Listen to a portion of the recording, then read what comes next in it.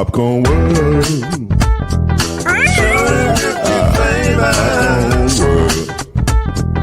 Popcorn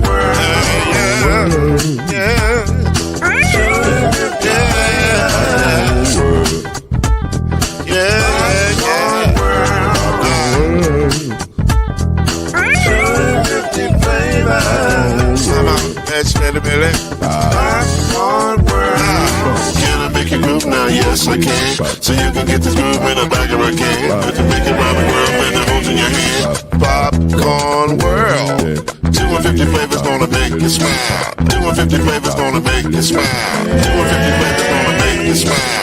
I said popcorn make you smile. Ah. Popcorn World. Popcorn World. Popcorn World. It's a popcorn world. It's a popcorn world.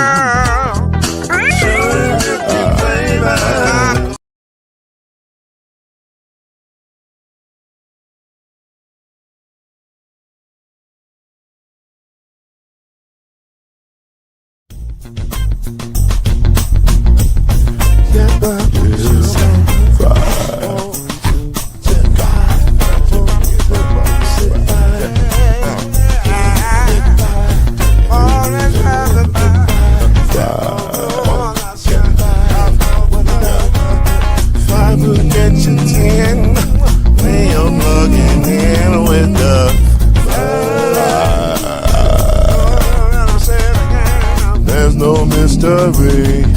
Let's make history with the five. Off the throne, 2 and 3.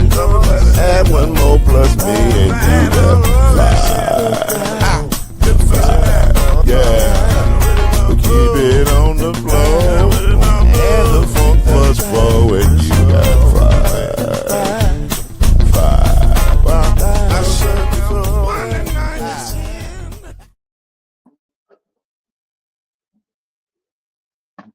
Let's see. There we go.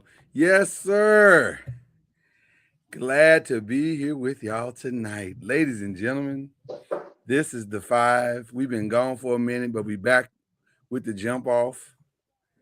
The jump off is not here in Texas or in Arkansas. It is in New York City. Ladies and gentlemen, we have an NBA champion. And if we're being honest, it's not the champion we expected, but it's the champion that should be crowned. They without question played some of the best basketball you've seen all season long, as far as cohesiveness and other things. And we'll get into all the other things here in just a minute. I feel like I'm too bright tonight. Let me unbrighten a little bit here. You know, you just feel like you're too bright. I think I'm too bright. Okay, I think it's a little bit better. There we go. All right. It's a little bit better. All right. Yeah, it was quite something. We got a lot to break down for that. But ladies and gentlemen, without the New York Knicks are your 2026 NBA champions. And I'm gonna be honest with you. Okay, you know what? I'm gonna be honest. Let me take my glasses off. That was the strangest thing I've ever seen in my life. Can we just be honest? Listen. Yeah. We can come on here and give you a lot of fluff and stats and whatever. We're going to do some of that. But the reality is, it's one of the strangest series I've ever seen in my life.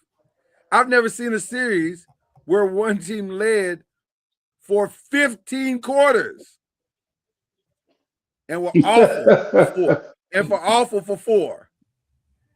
And it just ironically happened to be the 4 that cost them the world championship. So we got a lot to talk about. We're going to start with the how. How did this happen? Since we've been gone for a while, we'll go back and break it all down.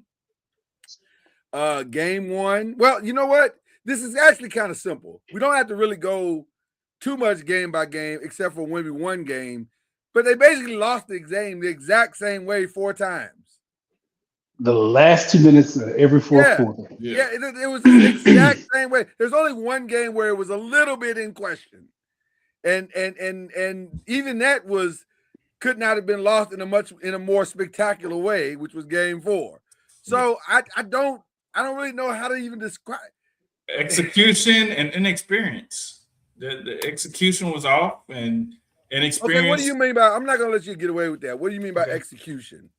They made mistakes when it counted. So lack of execution. Lack of execution. Okay, all right. Just want to make sure we're clear on that. Lack of execution. Yes, they made mistakes, and that execution is whooping your ass right now. It is really. Yeah. Hey man, I just got off work, man. It's a long day. We gonna start. Yeah, we gonna start. Yeah.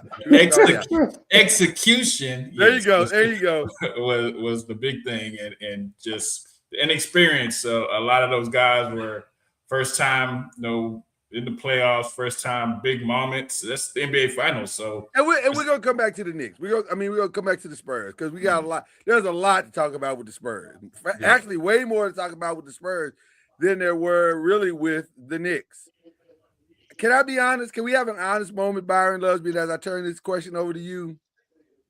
I don't think the Knicks as a whole played one complete game in this playoffs. Would you agree or disagree? I agree 100%. I mean, they were down double digits in every game. In every game. Yeah. Every game. It came down to the last 2 minutes, and one team panicked. Did they lead? They just panicked. Did they lead any first quarter? Did they lead any first quarter in this series? No, they were down. Maybe the first game, maybe game one, but not all the rest of them. No. I'm trying to remember the first game, but yeah. I think they came back from all of the games. Yeah, no, they were down double digits in every single game. Yeah. It was shocking. It really was, because they were not the most talented team on that court in any game. But man, they were together when it counted.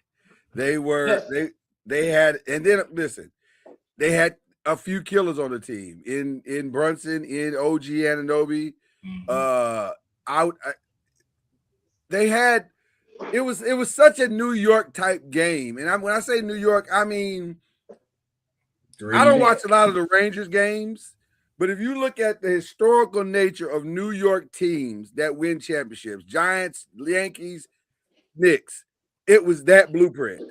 We're not the greatest team as a total, but we got the sum total of our parts and the heart that we have and our unwillingness to quit should be enough to get us to the finish line, which it was. And then also, now let's be fair and let's be honest, the other team has to do quite a bit to help you out. And they did. Every game. Every game. Was it the coaching adjustments or just the flat out play on the floor? Well, I'm going to say this. Yes, right. The answer to that is yes. I do think Mike Brown, far and away, was the better coach in this series. It was not close. Yeah. I'm watching game 4, and he puts Alvarado in the game, and I'm thinking, so you're going to go smaller than you are. You're already small. Right. You're going to go smaller. But he's a pest too, so I get it. But see, I didn't get it. And I'll be honest with you, I didn't, even being a pest, it didn't feel like that should work. But it did. It actually did work. It was like, wow, y'all can't figure out, y'all can figure out Brunson, but you can't figure out Alvarado? Like, that dude can't even really score. Like, what are you? It was a weird, it was weird. It was a very weird, strange thing. Yep. No, there was. I mean, he saw it wasn't working in game 5, and he got Alvarado right up out of there. Oh no, we not messing around with that today. Come on, come sit down, right? Son. Because it only worked one game. Yeah, and actually, we can't even say a game. It only worked for one quarter of a game. But it worked. Yep. Like it worked. The things that he needed to do to adjust. Now, if you look at the totality of the playoffs, Mike Brown did the things needed to be adjusted from the 3rd game in Atlanta on. He made his adjustments and he coached his behind off. And you got to give him credit for that. And then the other thing is, this team had way more experience. They've been to some of these things, not all, but some. They've been enough tests that they were able to just say, hey, you know what? we understand what this is. We understand the grind that is necessary here. Quiet as kept. I think they lean back on some of those Thibodeau lessons of defense and use some of that to get a couple for you. You know, some of the tenets. A lot of those guys have been deep in the playoffs, and also Mike Brown's won a championship before, so he knows kind of what it looks like. And Brunson's been deep in the playoffs, and Cat, and so no, not deep. Eastern Conference semifinals. That's playoff experience. He's had playoff. They've had playoff experience for sure. So I think that definitely helped. And it just came down to one team they knew where to get buckets in crunch time, and the other team did not. They did not. They got away from everything they did to build them leads. They got away from it every game in the fourth quarter. Not in game 4. Yes, but they tried to trick that off though. Right. Well, no. Well, but even that game, the Knicks didn't make enough shots. They came back to make it close. But every game, they forgot they were better to me when they moved the ball. Well, here's what I meant by not in game 4. Because in game 4, they tried to win the game the same way they won the half, which was stupid. Like to shoot 14 threes, that's fantastic. But it's also, unless you have Steph Curry on your team, it's not realistic. You're not going to hit a lot more threes. That's not how this game works. It has never worked that way. I'm not even sure if Steph Curry hit 14 threes, he could hit 15, 16, and 17. Like, that's a lot of threes. So to think that you were going to win the game that way is maddening to me. But then also, and I said we're going to get to the Spurs in a minute, so I don't want to take away from what the Knicks did. But for the Knicks to decide to keep playing down 29, that was amazing to me, because a lot of teams would have said, "Hey, we already got our game. It'll just be 2-2. We're fine." They did not quit. They did, and they just believed that this team that they were staring at would fumble the ball, and sure enough, they did. They fumbled the ball. It was amazing. It was amazing to watch that part of it. What is your fill in the blank for this question? Jalen Brunson is the face of New York basketball. He's a hero in New York because he won, but he is what he is. He's stamped himself as far as a New York legend. Well, he's the king of New York right now, for sure. Oh, absolutely, and deservedly so. And none of the rest of the stuff even matters because he won one. But I mean, to me, in the larger picture, he is what he is. He didn't do anything he hadn't done before. Right. He just won. He just got a chip. If you look at this series, it was a whole bunch of ineffectiveness, and they were kind of. It worked in game 5, but the reason they got all them leads and they won game 3 was because he wants to dribble. Yeah. He went too much ISO to me, and he wasn't efficient in the game to the last one. If you're being honest, 100%. The thing that made him great in game 5 made him a liability in 1 through 4. Yep, 100%. And credit to that kid for being like, "Hey, F it, I'm going. This is what we doing." Well, game 5, he was like, he wasn't missing. He was like, "Hey, get on my back," because Cat gave him nothing. No, Cat was done early. So but I also respect what Brunson did in this regard.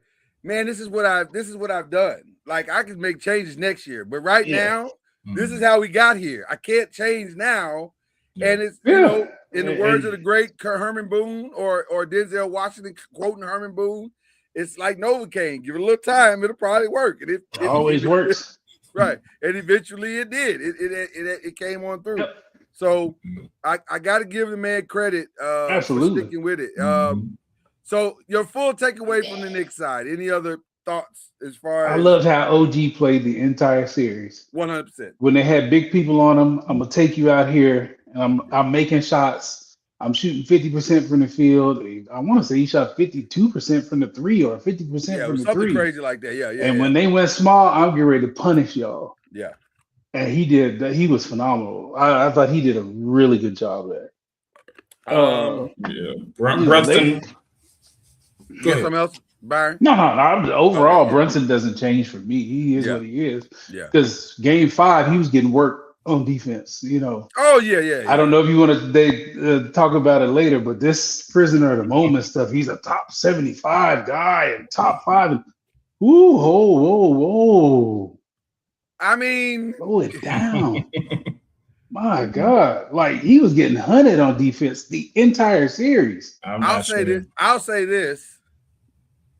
If you think about some of the guys that are in the top 75, and I'm looking directly at you, James Harden, maybe. Stop. Maybe. You wouldn't take James Harden off and put Brunson on? I would not. No. James has done it. This dude has never done it. He has never played defense. Well, if you look at James both sides doesn't, of but James can't. You can put on tapes where he has done it. No, I would not. I don't think he's a top 75 player. Let me say this, Byron, to your point. He's got to win an MVP. Has he won an MVP of the league? He has not. He has not. Has he come close? No. He has not. No, I mean, we don't have to put him in this high. He's a champion, and that's good enough. And that's great. And I like the kid, but slow down. It might be early to crown him a top 75. Absolutely. Yeah. I just threw James out. I'm just throwing James out. No, I get it, but this prisoner of the moment stuff. He's a champ. Yeah. He's not. No, he's nowhere near Russell Westbrook. I'm just throwing names out to see. I hear you. I'm swatting them down like the kid. Down left and right. Right. Okay, fair enough. I like Jalen Brunson. He's tough, gritty. I like all of that, but that's a little much for me. Yeah, I'll say he's on the right path. He's for sure on the right path. Yeah. We'll see. We'll see. You just can't be a cone on defense like that. Yeah.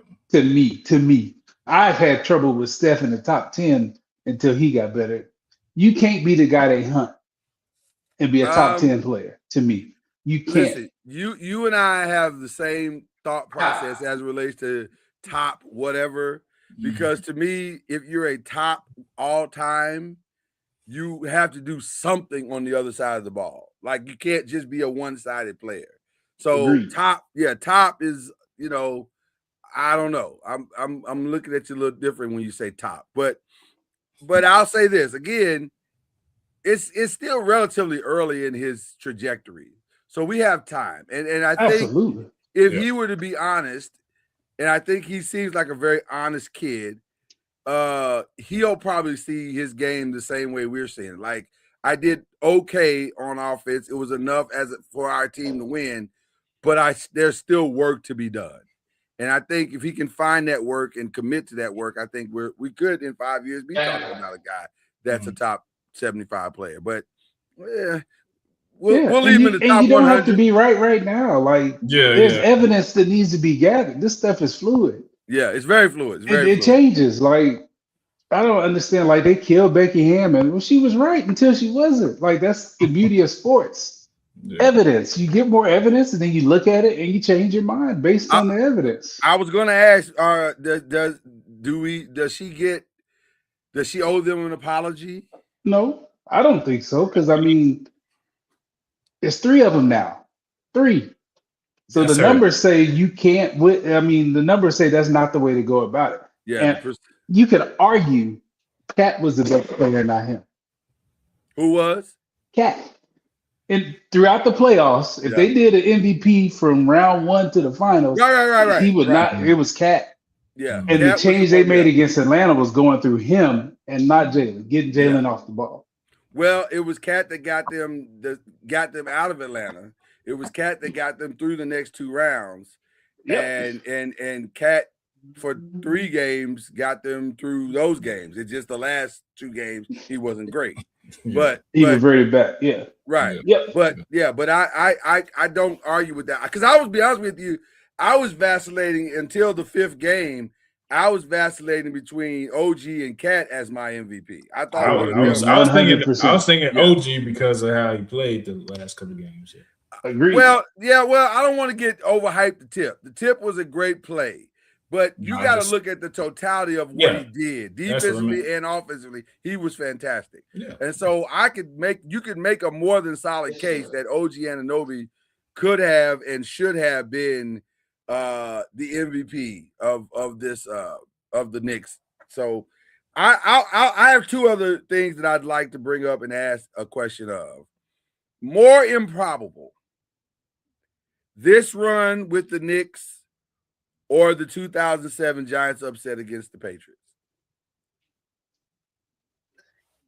I say the Giants. Yeah, I think the Giants. Yeah, I think the level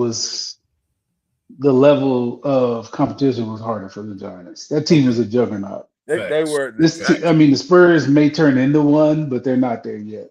Facts. Yeah. The people they beat in the playoffs weren't. I mean, it ain't their fault. And to the Knicks' credit, they beat the brakes off. They did exactly what they were supposed to do. Yeah, you beat the people but they weren't good. Yeah. Okay. All right.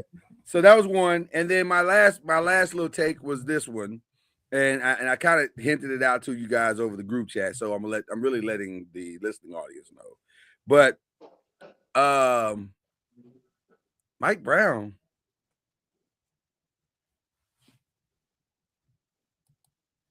Are you there, Cam? There you go. Okay, there you go. I was like, it wasn't coming up on the screen. There you go. Just in time for to bring this next piece up here. Mike Brown, has he punched his ticket to the Hall of Fame? Now, I think he got to win one. If he wins another one, yes. Okay, I knew that might come up in discussion. So I just think as a head coach, you got to win more than one. Okay, I knew you were gonna say. I knew somebody was gonna say that. So now let me give you the resume of another Hall of Famer, and you tell me has he punched his ticket to the Hall of Fame? This Hall of Famer has one championship as a head coach. He did not win another championship during his playing career or any other time during his coaching career. While he does have 1,100 career wins and one Coach of the Year award, this Hall of Fame, Mike Brown has one championship as a head coach, 4 championships as an assistant with the Spurs and the Golden State, and 2 unanimous NBA Coaches of the Year. So my answer for your question is yes. And by the way, that other coach was Doc Rivers, who just got nominated to the Hall of Fame. Yeah, I think he's getting it. He shouldn't have. That's all. That's my only point, Byron. I agree. I don't think Doc should be in. So if Doc is getting in, fair. That's fair. Mike's got a much better resume than Doc. Mike Brown, but go ahead and get his jacket fitted. I just hate that he was let go of the places he got let go for no reason. I agree 100%. I hate that for him. I agree 100%. And you can argue that the last place he got let go, the Kings, that's an inept franchise, and we should take that firing seriously. Yeah, but they haven't got any coach right except for Rick Adelman. So I don't know. I think Mike may have a much more stronger case than we all realize. But I'm on board with putting him in. If Doc is getting in, Mike got to get in. There, I won't argue that. Yeah. Huh? You say the Kings? Yeah, I'm saying the Kings should. You can't. I wouldn't even count that against his resume. Yeah, but you got to finish it. He got fired. He got terminated for calling out De'Aaron Fox. Which turns out he was right. He was right. That's right. That's right. He sure did. Yep. You know what? Yep. I'm gonna be petty all day. I'm just letting you know right now. I'm on board with. Well, let this petty begin because now we're at question number 2. Hold on. I apologize for being late. I was listening to y'all, but I didn't know my camera was off. But can I just please circle back to something that Byron was talking about? Okay. When y'all was talking about Jalen Brunson. Okay. And you saying that we wouldn't put him over who? He's not better than Harden, is what we were saying? That's not right now, no. Are we talking about resume? We talking about body of work? What are we talking about? Yep. What? I don't know. What we talking about? Body of work? We talking about body of work. As of right now, I don't think he is. No. Okay. I ain't saying he won't be. I said he's not now. I can't argue with that. I mean, Harden is a MVP, scoring champ. He a Paquito. He all that stuff. We talking about Harden now. We talking about in his latter years. So I can't. I ain't. But I'm not saying Jalen won't get there though. I'm not.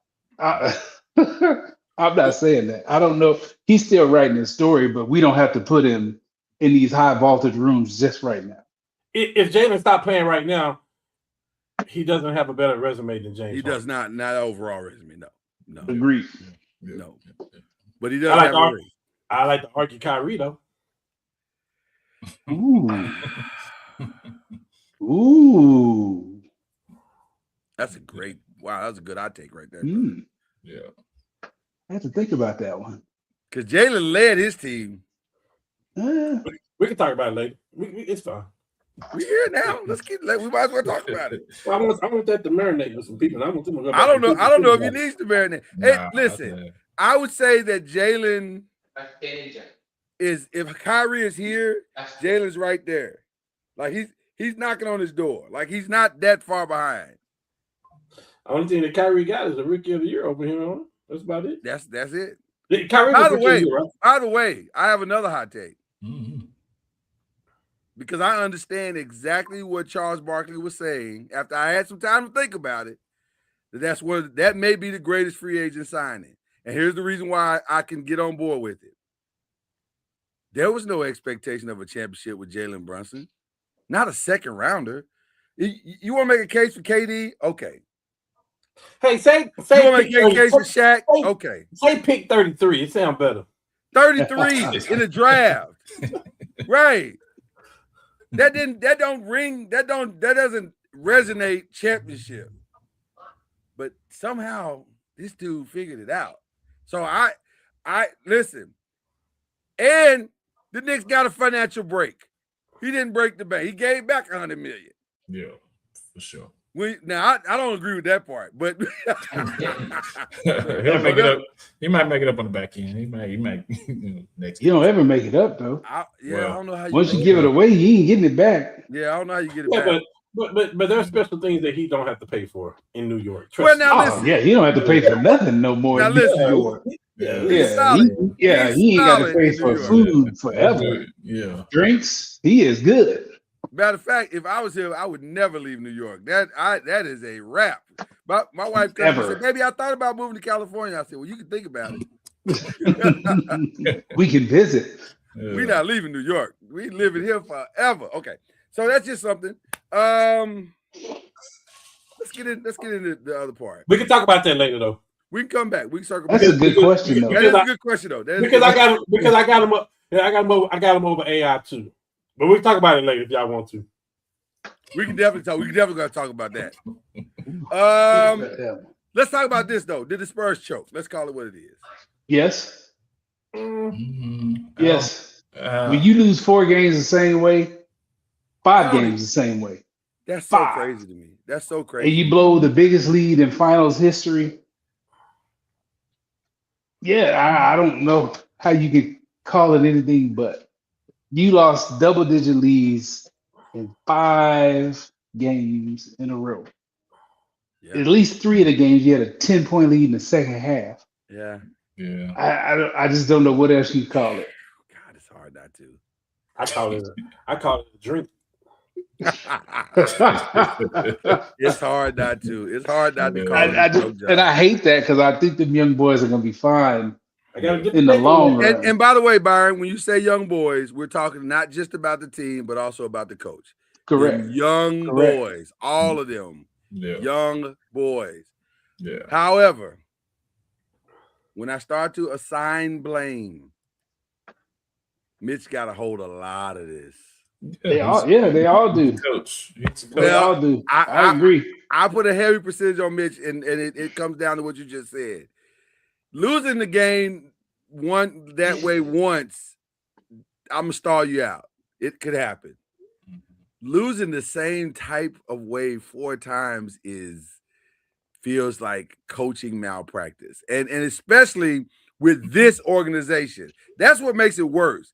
Because I know, and me and Reggie had this conversation. Shout out to Reggie Love.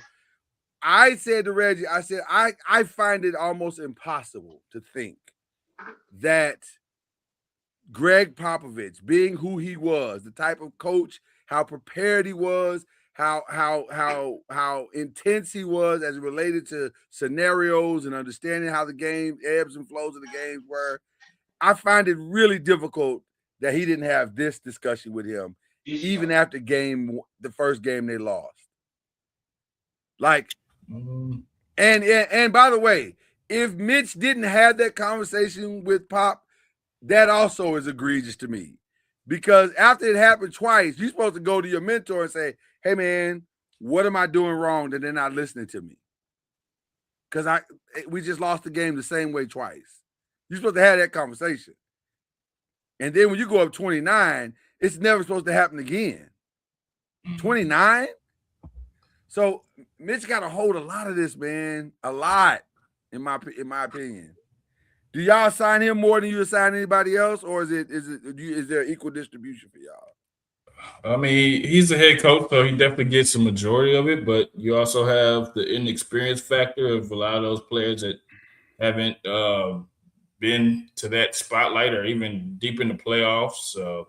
But they have played basketball before, right? Yeah, but that's different though. That playoff, we'd already know playoff basketball is different than regular season basketball. So, okay. And the playoff basketball is different than regular season basketball. Is it not? I mean, the lights are brighter. The lights are brighter. The intensity is different. Okay, the intensity. Basketball. Yeah. I'm not completely disagreeing with what you're saying. The intensity is different. Maybe the nervousness is different.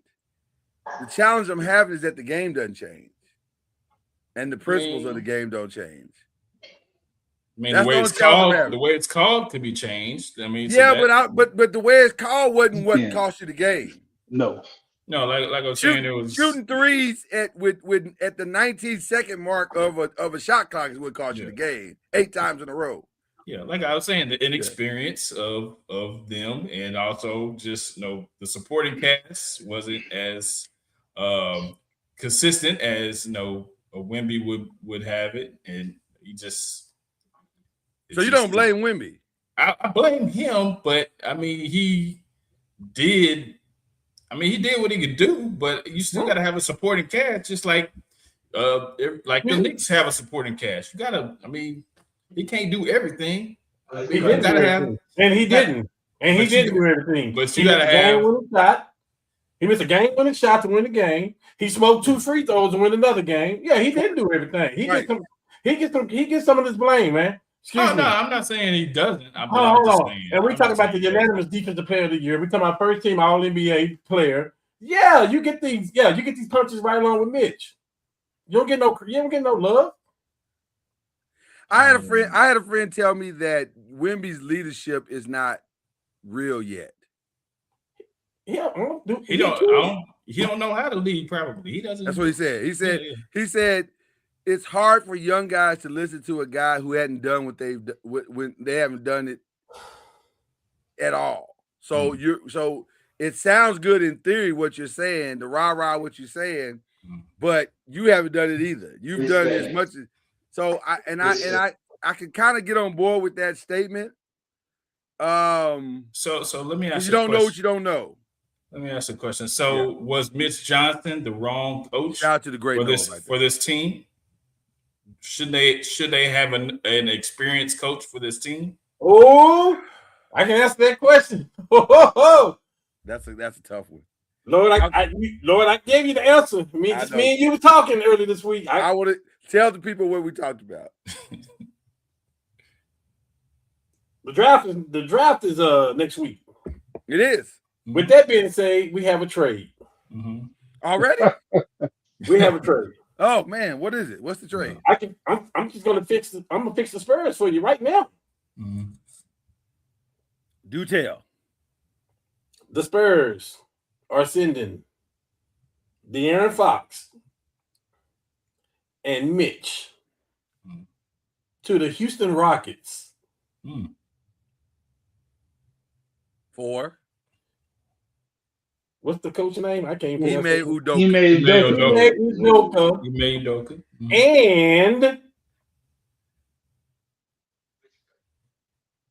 And who, Lord? Wasn't it Fred VanVleet, if I remember correctly? Fred VanVleet, yeah. Fred VanVleet. I think they just hired the wrong Johnson. I think they should have probably looked at Avery. Hell no. No. If for Bible studies, yes. Wow. I mean, I thought that was a great Bible study. Yeah, I thought the plan all along, but See that Bible study thing? That is my same take on Mark Jackson. Him and Avery Johnson belong doing clergy work for the NBA, not coach. I said what I said. Yeah. I said what I said. They can't even get in the big three. They need. Listen, I tell you what, Byron, you shook your head. That coach ain't giving up 4 leagues like that. Ain't gonna happen. Yeah, but they won't have a lead because his offense is cheeks. Huh? Their offense is awful in Houston. It is He right got now. nobody but Durant. But they don't run nothing. He ain't got nobody. Who he gonna run to? You naming 3 offensive players on that team. I don't have. I mean, it doesn't matter. It's still bad. It's bad. I'm Their offense is bad. Van Fleet. I get what you're saying with their defense and all of that, but their offense They don't is have a point terrible. guard over there. You don't. Hey, when you take Bron, Austin Reeves, and Luka off the court, we terrible too. Like they ain't got no players. They have nobody. They thought they won. They thought they won in free agency by getting Dorian Finney-Smith. Like They did. Like they have no players. Which may speak more to their front office than it does to their coaching staff. And then the fact that Thompson still can't shoot. Like, what are y'all doing to develop that kid? Yeah. He can't. Bro, he can't shoot none. We didn't say he didn't have no offense when he was in Boston because he had some players. Was he over the offense or was that was Missoula, right? That was Missoula. Yeah, that was Missoula. He was the head coach. He had some players. So you can talk about coaching staff. You can talk about players. He had some players. He had no players in Houston. Man. It's not a horrible thing. It is knee jerk. I will say it's knee jerk because I don't know. I've had some time to think about it. I don't love having Fox because I think there's too much that has happened that you can't go back and fix. Yeah, you can't be a 9-year vet and play like them rookies and first and second year guys. Especially since we brought you in to be a 9-year vet. That's the whole reason you're here. Keep going. Keep preaching. So the fact that you did not play like a 9-year vet at all, at any time. At all. You got your Reverend glasses on, your Malcolm X glasses. I'm with you on that. I was like, the rookie played better than the vet. Dylan Harper, I was like, give him the ball at the end of the game. Well, at least Dylan Harper's going to get to the mid-range or get fouled. Well, here's the problem. Fox is going to shoot up some crap. No, Lord. What the real problem is, first of all, we talking about something. Where is Reggie at? Let's get this. Well, his team, his car. Why are we talking about another man's car? Listen, I would have to at least explore some Fox options in the offseason. I'm not saying I'm gonna pull the trigger, but that extension kicks in now though. So who's gonna? That's why it's gotta go 51. 58. I gotta make some calls. Now the problem is that this was the most watched final since 1998. So a lot of people saw it. Well, it's New York, of course. It's New York. Well, not even just New York. Like a lot of people, like everybody in the league saw it. Like you can't hide what happened. Hey, the league was going for New York. Who would you call first? You said Houston. Who else could you call and say? Because here's what you don't need if you're a contender. You may not need him to be a leader because he's clearly not a leader. That's not his bag. But he may be a solid point guard, like solid enough, third, fourth option. He didn't have a lot of turnovers. There's that. Who you talking about? Yeah, but bad decisions and bad shots are just just as bad as shots. He had turnovers in the clutch. He did that. Maybe worse, Byron. That's mental. Yeah. I mean, So who is a team that is strong mentally that can absorb someone who might not be strong mentally? He don't have to be your number one. That's the thing. Or your 2 or your 3. Yeah. No, he got to be your number 2. The money he getting paid, he got to be one or 2. Him and Van Fleet person for person. Goodness. Say that again. But Houston take him and then get rid of Van Fleet. That's what Cam is proposing. The money, without the coach stuff, just player for player. Man, they need to coach too, bro. With the money line up, with the money line up. That boy been around basketball all his life. His daddy won a championship with the Sonics. He's been around basketball all his life. I give him a pass because of how much I think about Mike Brown.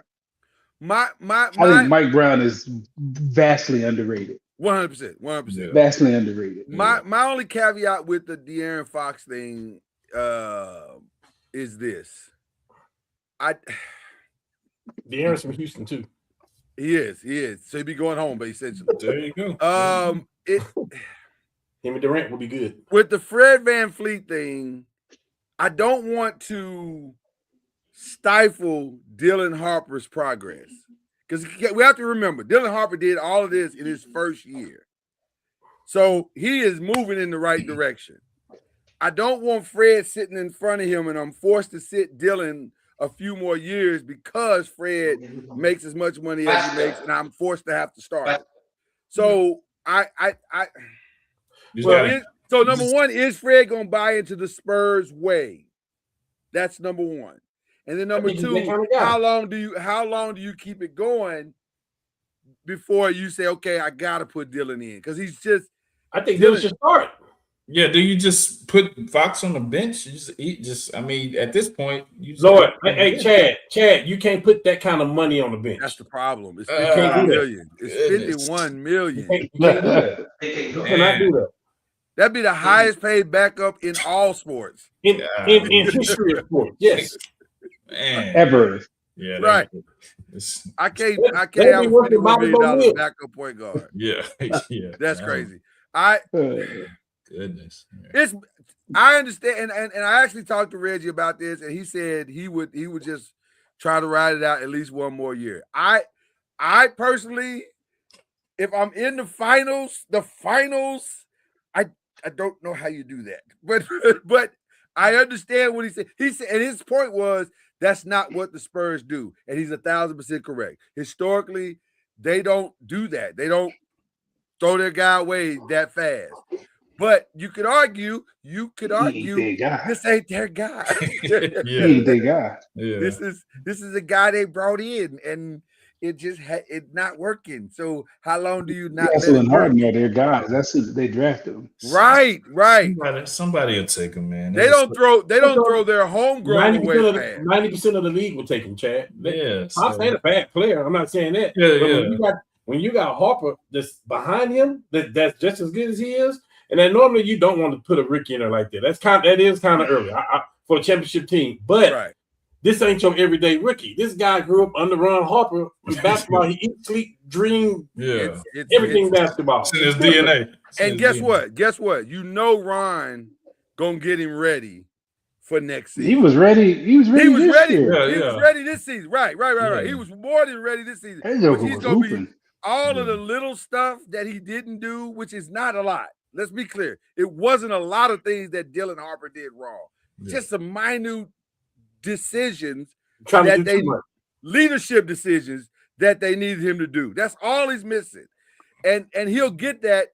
And I guess part of that came because he didn't want to step on De'Aaron's toes. He didn't want to step on Wimby's toes. And he shouldn't even have to do that because he's so young to be a leader like that. Because that's what De'Aaron. That's what De'Aaron's. That's what you brought De'Aaron in. So somebody saw something and picking him at number 2 in the draft, and it was a nice draft. Somebody saw something. Listen, I'm a Harper guy. I think that's your future, and the future is now. And I don't know how you run that back with De'Aaron. Now, the problem with also that we haven't talked about with De'Aaron is if you pull the trigger on a trade and you're the team bringing him in, you have to bring him in with counseling at that point. Y'all, I'm being serious because psychologically, that's a blow. You was in the finals, and the team said, "Hey, man, you so bad in the finals that we can't run it back with you, and we gonna trade you somewhere else." Whoa. I'm not saying he was so bad in the finals. He was though. I'm not saying it. I'm just saying at $51 million when you got the same player coming off the bench, I'm gonna go get 3 more people that I can put in my rotation, and if this guy starts, what I'm saying. I'm not saying Or De'Aaron. go get a real power forward that can help with Well, the, let me with the look muscle. right into the camera and say he was De'Aaron had some bad decisions, Lord, in the finals. He had some horrible decisions in the finals. But guess what? Guess what? For a couple of games, Brunson did too. He had some bad. No question about it. No question about it. It just worked I'm out. not knocking him. Yeah. I'm not knocking him because of that. And here's my other thing. I'm not saying his fault. It's his fault they lost their game. They gave up 30-point lead. That ain't on De'Aaron. That's on everybody. Not all on De'Aaron. You're 100% correct. But I'm also. I just think that play is emblematic of why they lost, though. But it's I'm just also mental. It was they just didn't think. Yeah, but I'm also not just looking at that game. I'm also looking at the next game where he kept curling off. Yeah. It was some bad choices, bad shots, bad decisions, bad leadership. And so I don't know whether you keep him or whether you don't. The number one off-season responsibility he has is to go lay on somebody's couch and talk that through. Because that's bad. That's because I know mentally he's not right. There's no way you walk away from that game and you're mentally right. Because it just went bad real fast. So that's number one or number two in that particular situation. You mentioned off-season decisions. I think the biggest off-season decision you have to make is you have to clean house with all them dudes that you didn't use in your front court and go get younger and better in your front court. $51 million to play with. Well, I mean, that would help. Yes. That would help tremendously. Yeah. And then they got a lot of picks that they can maneuver and go maybe get some people that they need. They need a better front court. Their front court was awful. Connect, by the time he got to game 3, Connect was just a guy doing the thing. Like he wasn't even 6 fouls. He couldn't even give you that. He was just like he's dropping the ball on catches. He's fumbling the ball out of bounds. I was like, it's over. Like and they didn't want to play Plumlee, and they didn't want to play Bismarck Biyombo, and they didn't want to play Kelly Olynyk. They didn't play none of them dudes. Harrison Barnes? No Harrison. Well, Barnes? I'm talking about more front court. Yeah, Harrison is old. And he's got a lot of mileage, and I think he clearly lost trust of Mitch Johnson because Mitch didn't try to even put him in the game. He didn't consider it. So if you're the Spurs, you got to fix your front court, and that's the thing. But overall, is this a blip in the story, in a bigger story, or is this the Jazz before the three-peat? Meaning it's Kobe shooting the air balls, and then after that, here we go. We're gonna run off 3 straight. I mean, history would say it's you got to go through stuff like this. Yeah. Usually it's in the conference finals and not in the finals, but most teams have to go through a process to get there. The Knicks losing the Pacers 2 years in a row in the semis and then in the finals. Right. And then they break through. So they broke to the finals. So, Oklahoma City ain't going nowhere. And they got 5,005 draft picks. They do. They usually hit on every one of them. So they're not going anywhere. So it may not be as easy as just, they'll be back. But, they're going to have to break through some stuff to get back. I think they just use it as fuel to motivation because they now they've been there. They see what it's like. Now you got to go, and for Wemby and those guys, just use it as motivation to try to get back. Just be better. Cam? He'll be back. Yeah. Wemby only gonna get better. Wemby may be the MVP of the league next year. Like it's not 100% sure he shouldn't have been the MVP this year, but that's for another day. I think they got it right this year. I do too. The fact that your number 2 missed almost 40 games and you still had that record and y'all still put that up, yeah. And his numbers were ridiculous. I'm just saying the argument could be made both ways. Absolutely, the argument can be made. But it's definitely a blip in the story. I don't know if it's Jazz 3-peat. Because I agree with you. I don't know if it's going to be that easy to get back. Not easy. It's never easy. But I don't know if they could just come right back next year and get back. They are problematic, I will admit, because if Wemby continues on the trajectory he is on, especially with his offseason evolutions, where he is really invested in himself and his mental and in physical self. I initially said he needs 15 pounds in a tongue-in-cheek kind of way. I think he just needs another 5 pounds of muscle. Like he just needs to incrementally keep putting on bulk in his upper body to match some of his lower body. Because all that falling, he got to stop the falling. Like you can't keep getting knocked down so easily. Yeah. And so, but they're moving in the right direction. I think they're ahead of schedule. If we're being honest, they're ahead of schedule. No one thought they were going to be in this place this fast. So, yeah, just we'll see how it goes. Anybody else got any other Spurs comments before we dip on to the next? I think Wemby's issue is going to always be there with strength because his center of gravity is so high. Yeah, I don't think it's a strength issue. I think it's the center of gravity. He can't get underneath anybody because he's 7'5". And them little, so Cat may have, what is he, 6'11", whatever, but he can't get underneath him. So stronger, you got a guy with stronger lower body. It doesn't matter how strong you are if you don't have leverage. If you can't get underneath somebody, if somebody can get underneath you and your strength is similar, you're not going to win. Well, no man always wins. So he's going to struggle with that as long as he plays. It'll get better, but I don't ever think it'll be a point where he's not going to get pushed around by guys with more bulk that are similar in height. Then he's got to find the counters to it and now allow himself to be put into those situations where he's got to battle low, or if he's getting the ball low off the block or at the elbow, whatever, he's got to make quicker decisions than he's making. And the team has to make quicker decisions than they're making. They got to come off curls, come off faster pin downs. The whole system's got to get faster to counteract that strength, because that's the only way you counter out strength is with speed. Yeah. So he wasn't waiting a lot to figure out things. So yeah, I think he needs to get a little bit faster. There has to be more movement and more, continuity and fluidity in the offense, or you are going to get caught in those moments where you got to try to battle somebody and not get beat up and all that good stuff. So it'll be interesting to see what the counters are for the Spurs. Anybody else got anything? And for all that, he averaged 26 and 12 in the final. I know we are nitpicking. We are nitpicking at this point. I got to actually travel to San Antonio next weekend. My friend TJ, he's a Spurs fan, and he jumped into the river to the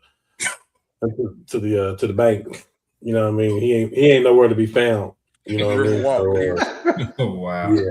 He literally river walked. Wow. Yeah, he did. He ain't nowhere to be found. He mad at me. I don't know why, but why you mad at you? What'd you do? Trolling. Oh, okay. Rightfully so. I understand. That tracks, actually. That tracks. Okay. It's about to get crazy. It's not even about to. It is. It's already starting to get crazy. The NBA offseason is already ramping up. Right now, daily, hourly. You could say hourly. Giannis, we are on Giannis watch. We are on Jaylen Brown watch. Somebody's gonna make a move here soon, but not as fast as I thought, actually, because I thought the Heat were firmly in the lead, and now as of today, I'm hearing the reason why they have not pulled a trigger on the Heat trade is because of the same reason they didn't pull a Heat a trigger on the trade earlier at the trade deadline. They don't like what they're getting back in return. And so they're saying, surely we can do better than this for an all-time great player. Do you agree? And if so, where do you say Giannis is going to? I've heard Khalil Ware. I've heard Tyler Hero, a couple of different ancillary parts to kind of make the money work, and the Heat are like, nah. I mean, the Bucks are like, nah. I think it's gonna come down to what Cam has been saying. Giannis got to go in there and tell him where he want to go. Yep. Mm-hmm. And then that's when it'll get. Well, he said Miami. Oh, okay. Then Got to get him there somewhere. But the Bucks are like, we don't mind talking to Miami, but what we're not going to do is get screwed. We love you, but we don't love you that much. So you got to get as many teams in as possible to try to sweeten the deal. Okay, so who wants to help Miami? Who wants to help Pat Riley? They got to help somebody to help themselves. The Lakers? That would be the only team is LA. The Lakers? Yeah, but that means they're not getting Khalil Ware. Khalil Ware's coming to LA. I know what Cam talking about. We're not going to accommodate y'all like that. So then the other team is Boston. And Jalen, if you believe the reports, said he would love to play in Atlanta, but which tracks completely to both the player and the character. Jalen reminds me of the dude from CB4. I'm black, y'all. I'm black, y'all. I'm black and they're black. They're black, black. So that's Jalen is as black as it comes, which I'm on board with. I'm on board with his blackness. I don't know if it's good for his financial career off the court, but as long as you can keep putting the ball through the hoop, you'll probably make money. Yeah. But also I've heard Jalen's name mentioned in several other places. So now I'm starting to believe a little bit that their fortunes are tied together. So let's assume because the Bucks could theoretically do a Boston Giannis trade without having to move a lot of parts around. But in their minds, they're saying that's all we getting for Giannis is just a great player. Shouldn't we be getting more? And I guess they're right in some regard.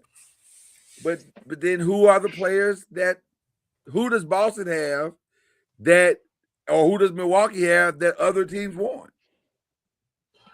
They got some key players on their team that can help. Examples?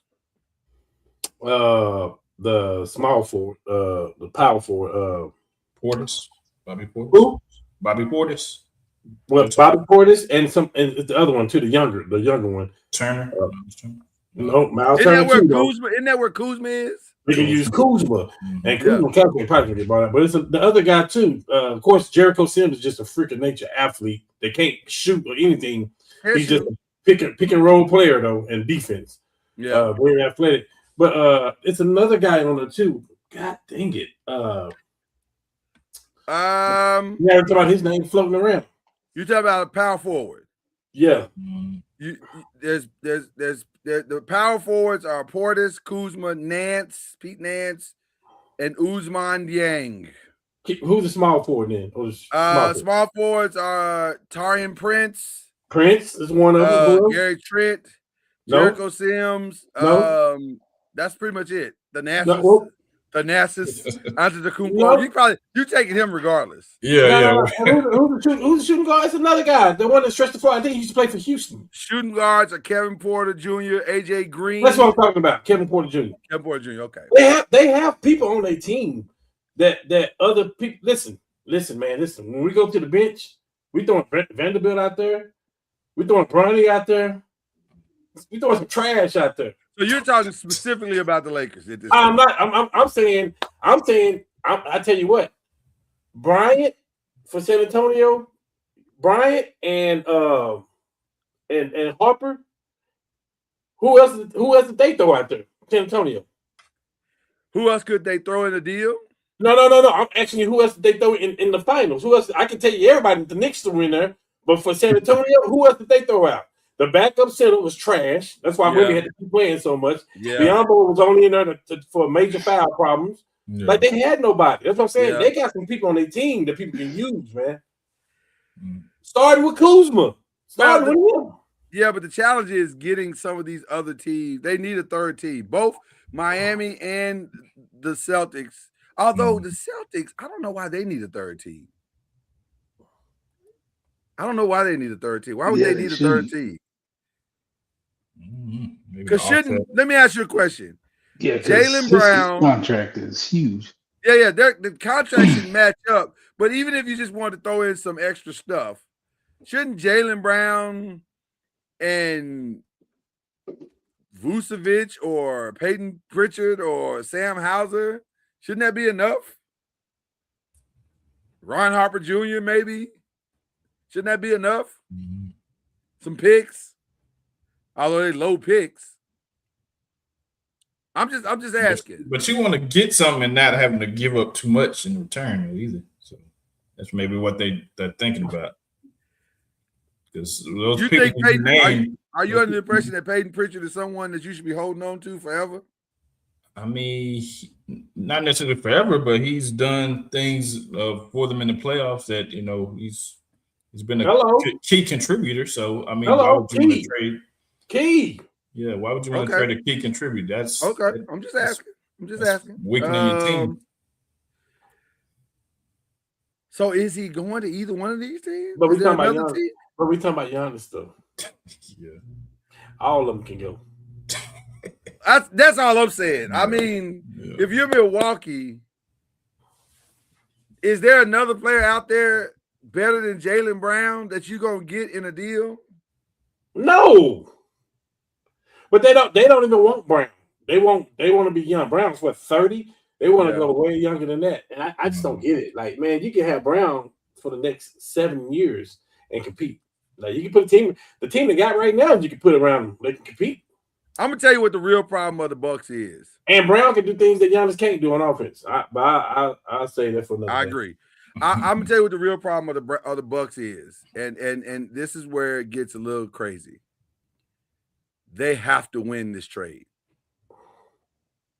because ain't nobody running to Milwaukee in free agency unless somebody's gonna overpay. And Milwaukee's gonna overpay. Let me get my Byron on. Go ahead. That's the only reason that I said the Lakers had a chance from the jump. Right. Well, we can offer you, because ain't nobody going to run to you, Milwaukee. So what we can offer you is a bunch of expiring contracts and a bunch of draft picks. And for those people that say, oh, no, the Lakers ain't got enough. Well, it depends on what Milwaukee want. Because they want to rebuild like the San Antonios, like the OKCs. That's what they want to do. They want to hit the draft. I don't think they have a choice. Yeah, I don't think they have a choice. I think they have to build that way. So I think if the Lakers want to get into the Giannis sweepstakes, I think they got to make a couple more moves to get more draft picks to offer a buttload of draft picks. I don't care about our draft picks at all, bro. I don't. It's the Lakers. It's Los Angeles. We're going to win in free agency. If we're going to land our big fish, we're going to land Shaq. We're going to land Luka. We're going to trade for Kobe. I don't care about draft picks, man. I don't.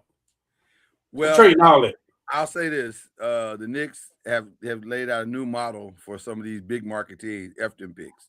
So, so like the Rams in the same city, Efton picks. So I think that's not off the table at all.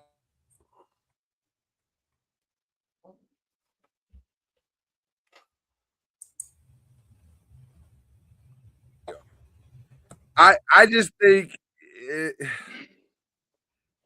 I understand what Milwaukee's doing. They're doing what they're supposed to do.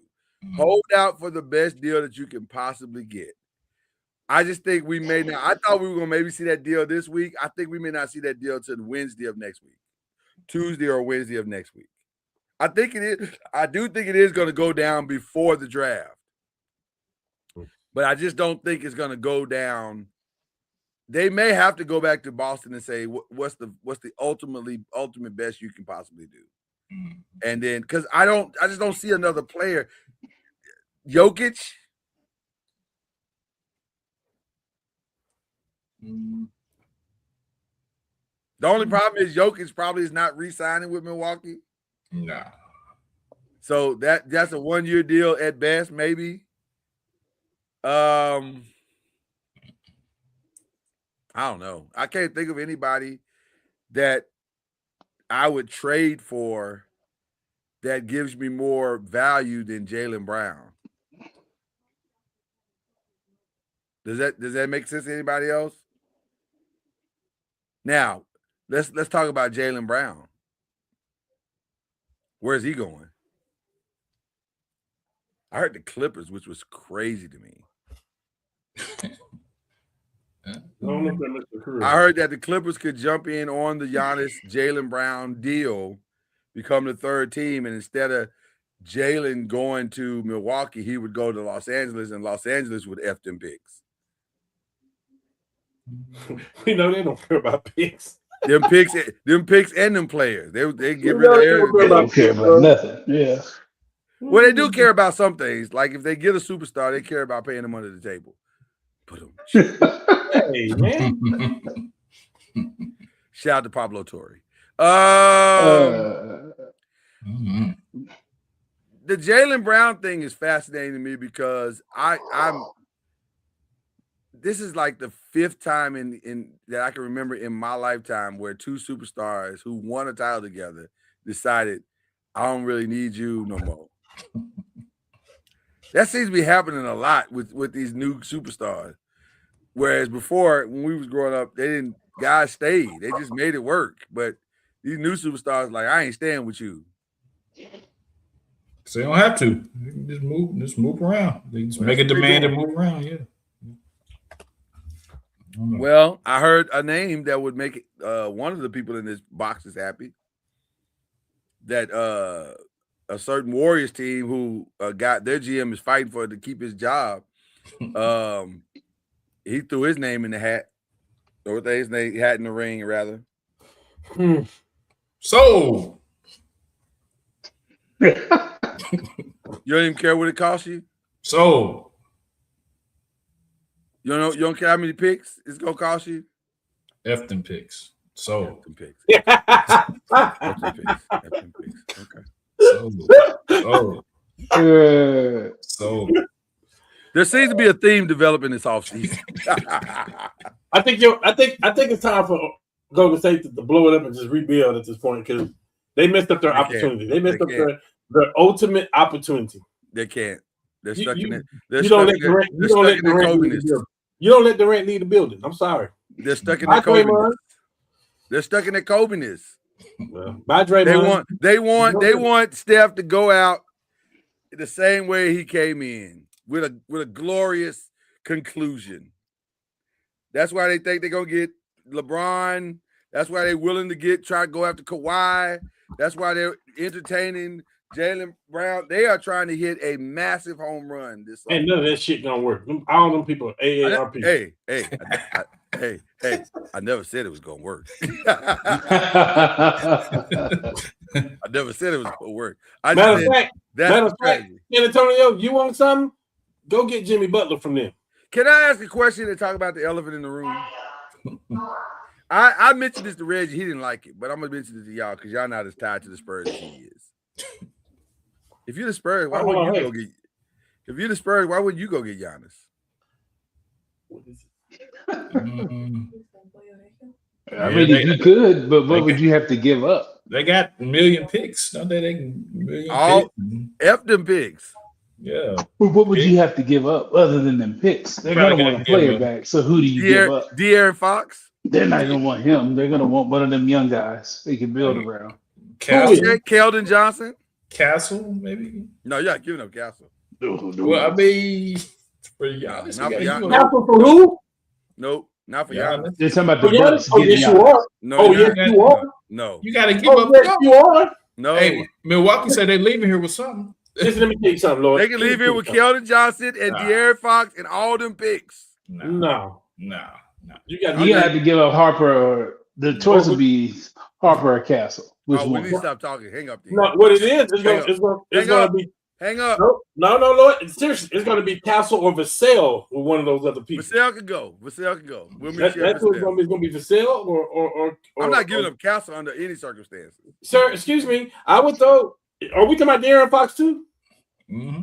Vassell, I don't think they're going to want him though. I think they're going to want a young player. They're not going to want him, but I'm saying that's what I'm offering. Excuse me, Lord. In my not so Reggie voice. Yes, go ahead. I'm going to throw Wemby, the Greek Freak, Dylan Harper, and whoever out there. Yes, I am.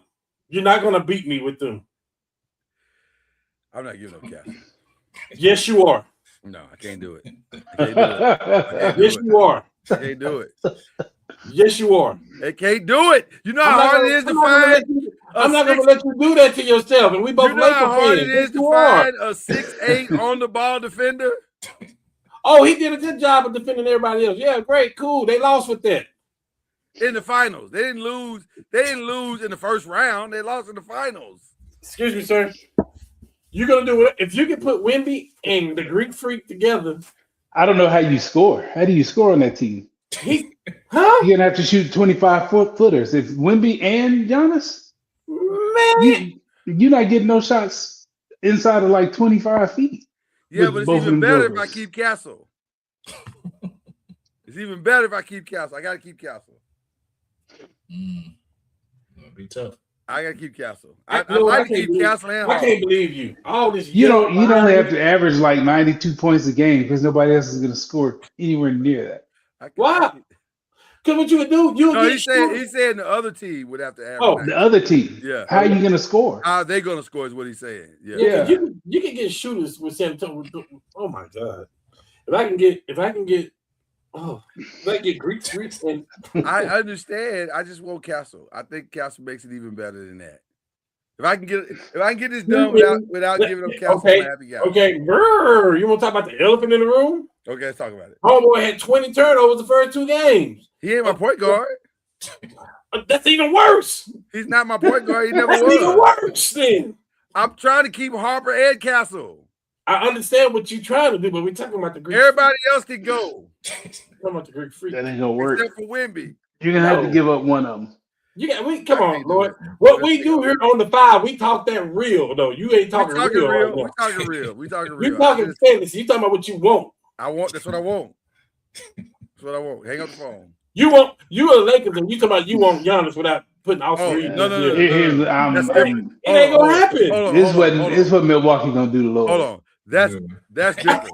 No. That's different. Austin can go. Vanderbilt can go. Marcus Smart can go. DeAndre Ayton can go. Brian can go. So let's start over. Can go. So let's start over. If you're talking about that, you're going to start with Austin Reeves, Rui Hachimura, 2 number 1 draft picks, other players. Yeah, they're not going to just go for that trash you're talking about. I agree, and you know what? I will accommodate them. Lord, you about to make me mad. Matter of fact, I put them on the front. I put them on the front line of the cryptocurrency center and lay out a table, one of them church tables, and they can sit on the table until somebody come pick them up. Oh man. Tell them all this. Oh man. Castle is special, man. That kid is special. He's special. I can't do it. With all due respect, Dylan Harper is better than Castle. I said what I said. Ooh. I said what I said. I might agree with you on that one. I said what I said. Hold on. I'm not saying I might agree with you on that. I'm not 100% sure. I disagree with that. But he can go then. He's expendable. No, he's not expendable. He's not expendable. Yeah, you talking about the Greek Freak, bro. You talking about the Greek Freak. Castle's gonna be a lifer. Lord, you talking crazy right now. He's never leaving that. He's never leaving that team. All my life, you talking crazy right now. We talking about the Greek Freak. Don't put that on your life. You got more life to live than that, sir.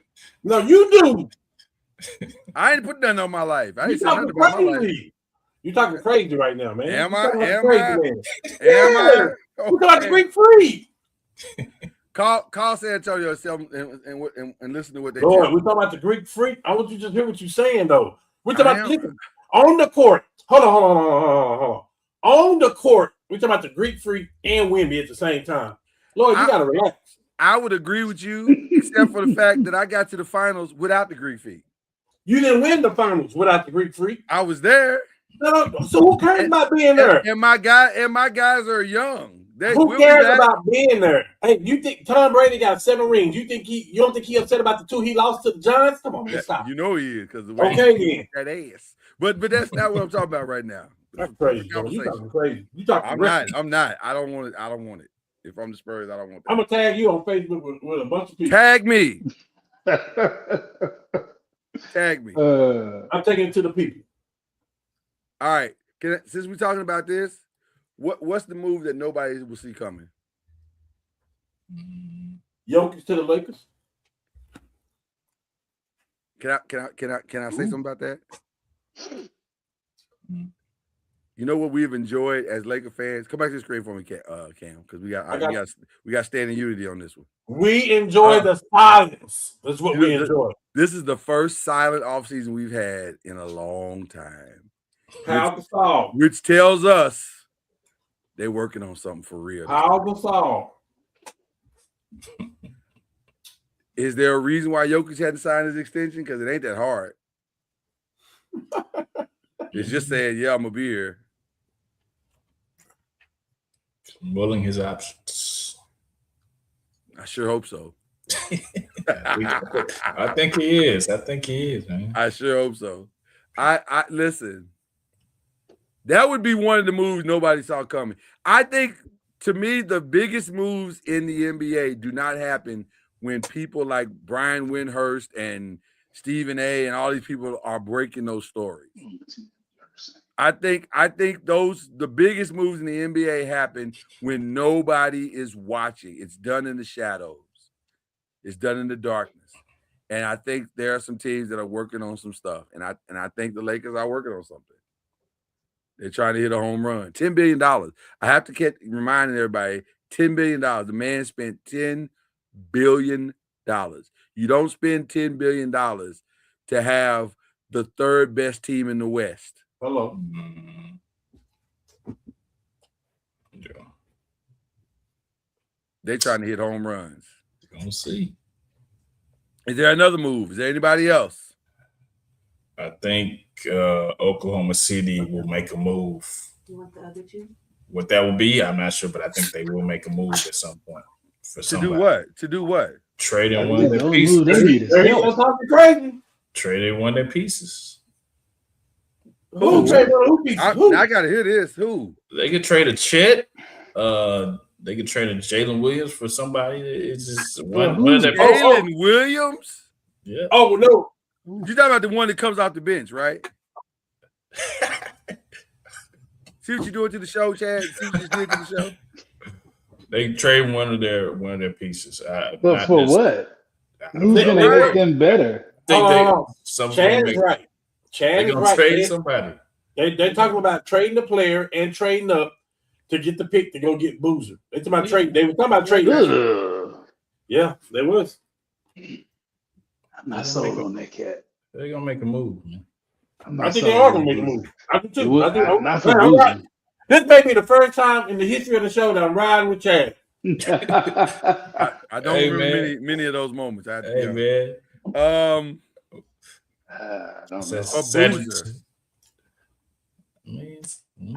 don't think Boozer gets them over the hump. Me personally, I think they just need health. You know, that series may be different if they're healthy. That is it. That's all they need. They really don't need to make a move. They need to get AJ Mitchell healthy. They need to get Jalen Williams healthy. That team is great. That team is loaded. They don't have to do anything. Why don't they go after Giannis? They don't need him. They don't need him. You're gonna trade sure things for Giannis. You got what you need. I'm just saying. I'm just asking. They got just as many rings as he got. Chet's therapy session is right before De'Aaron Fox's. Maybe have a joint session. No, I don't need no joint session. You don't want Chet's issue was only with one guy though. I mean, that's still sometimes that's enough to get you on the couch. Yeah, but I mean, he didn't look like that against anybody else. De'Aaron Fox was bad, no matter who was in front of him. So you'd roll back with Chet. You run it back. Absolutely. I'm not changing that team. Now Chet gonna have to go see a sports psychologist to see why that dude got mind control over you. Got to. But that's been going on since they were 14, though. I know. Yeah, he deboed you for sure.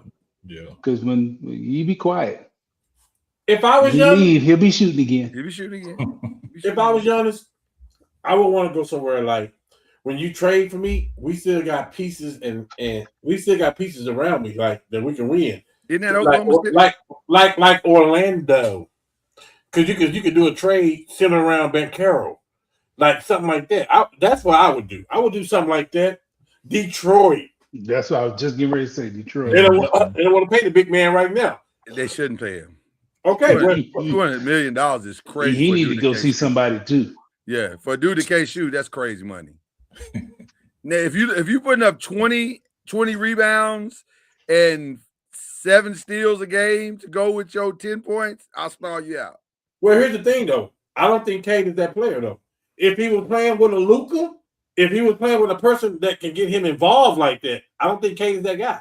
They pick and roll don't mean nothing to me. Luka's will. That for me, I'm just saying it depends on what team he on. He needs the right player. He needs the right player. I don't think he's with the right player. You think Duran is on the wrong team? I do. And yes. you willing to pay $200 million to put him on the right team? Yeah. I put him on a team where you got a Bain over there, where you got a Booker over there, where you got outside shooting and stuff like that. What I said was $200 million. Yeah. $50 million a year. Yeah. For 4 years. Yes. Wow. Yeah, because you can fix his offensive game. What he brings on defense is good. Yes, I am. Okay. We were riding together for a while. Well, you got to get out right here. This is Arkansas. Bye. Yeah. I'm gonna have to. Let me go ahead and. Where's my drop at? I need that drop. I think I still have it. Yeah, here it is. Let me out. Oh, so you the guy that loved DeAndre Ayton. Okay, I get it. I didn't say that. I didn't say that. You didn't hear me say that. He's on the yard. He's on the yard sale just like everybody else. But what I'm not going to do is do a trade for a dude that can't score at all. The right person will make him become a scorer. That's all I'm saying. So I'm going to pay for a younger Clint Capella. $200 million. You been disrespectful. $200 million. You been flat out disrespectful now. I am, but that don't mean I'm wrong. It don't mean you're right either, though. How am I not right? I'm just saying it don't mean you're right. $200 million is crazy, bro. And half the league probably will pay that for him too. Well, it'd have to be them paying it. Well, I'm just saying, though. That's where we at. That's the truth.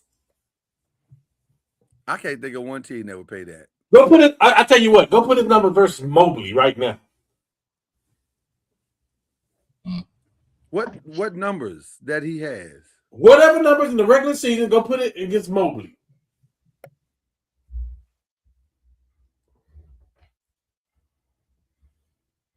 I just want to see it.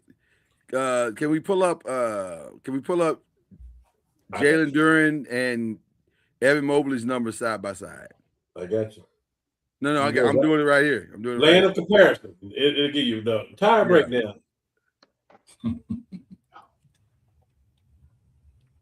Not every mobile. We pulled up every mobile. That's not who I was asking for.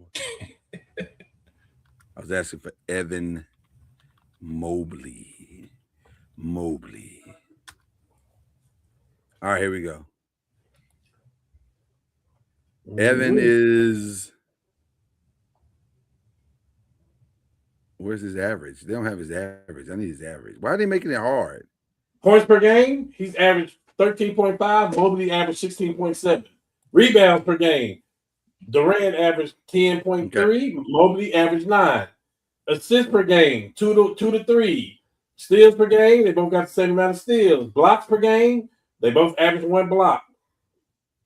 And Evan Mobley is getting paid. So you got the same kind of players getting paid, but they have that I feel like have a better supporting cast around him. How much is Evan getting paid? He's got a big contract, remember? And what I asked you, I said, how much is Evan getting paid? I know he signed a big contract. How much is he getting paid? What is the number? Evan Mobley is making 46.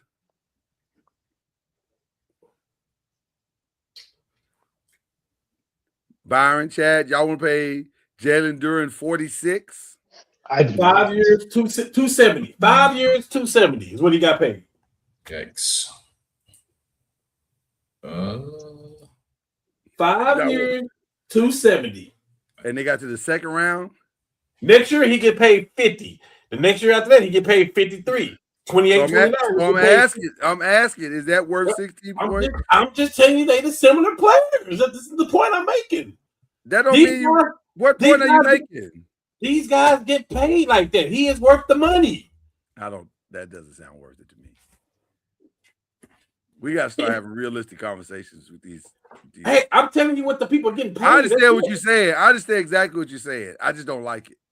I mean, that's where the market is going right now. That's the way the NBA is shaped, though. Now, what do you mean? You don't like when De'Aaron Fox is finna get paid either, right? But that's what he's getting. I hate it. I hate it. It can't go down. You don't like when we finna pay Austin Reeves, right? But that's what he's gonna be making. Well, offensively, Austin is proving his Oh, worth. now you done broken down the offensive. No, hold on. Well, I have to because he can't guard nobody. Okay, well, defensively, Evan Mobley is worth it. I don't know if He's been on the defensive team the last 2-3 years. I got it. I got defensive player of the year. Yeah. All right. Who are the 5 teams that has the most pressure? Lakers is number 1. Your 5 teams. Lakers got to be number 1. Yeah. Because Luka window is going to be short real quick. You don't want to get him the rumbling in 2028. Yeah. You got to go to the West Conference Finals next year. Now, hold on. Luka, you getting hurt. That's on you though. We don't know what's going to happen. You got to be healthy. Yeah, we don't know what could happen. That ain't on the Lakers. We don't know what's going to happen. One of the number one things the Lakers got to fix is his usage. He can't do. You talk about doing everything, Chad. That dude was doing everything. Lord. Well, offensively anyway. He single-handedly went out there and tried to win the MVP though. That was he something. Did, and that ain't how you do it. It's not how you do it. Yeah, you got to do it like Shea did it. Just win a bunch of games, be consistent, be efficient. Right. That's what we need from you. Okay. So the Lakers for sure. I guess as much noise as Milwaukee. Oh, for Denver for sure. Milwaukee, Minnesota, and Boston. Oh, you know what? I'm going to move my Lakers to number 2 since he just said that, and I'm going to put Minnesota 1. It's hard to argue against that. Yeah. Because Anthony Edwards' windows. There's decisions that got to be made. Yeah. Y'all either got to go or you got to cut him loose. Well, I agree. Well, you fumbled that cat thing tremendously. Like that was well, not what it look like now. Mm-hmm.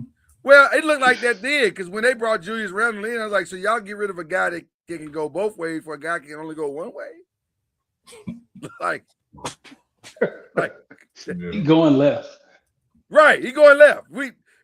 I've been knowing Julius Randle since he was in the 8th grade. He going left. That's that. You try to talk to his mama. Hey, your son can only go left. He's like, yeah, but he's big. I was like, you're right, but he's big and it can only go left. Like it's only one. Yeah, that's all. He need to work on his right hand, man. Yeah, he sure was good. Only going left though. My God. Listen, it got him to the league, so I can't argue too much. It got him to the league and got him paid, but also, if you were banking on a championship with him, that's probably not going to happen.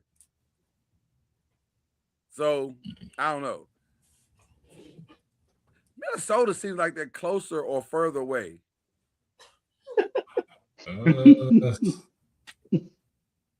I mean, yes. Right.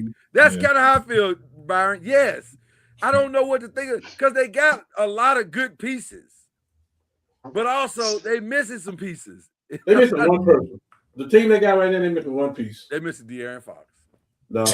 Well, yeah. I think I was going to say Kyrie, but yeah. Kyrie.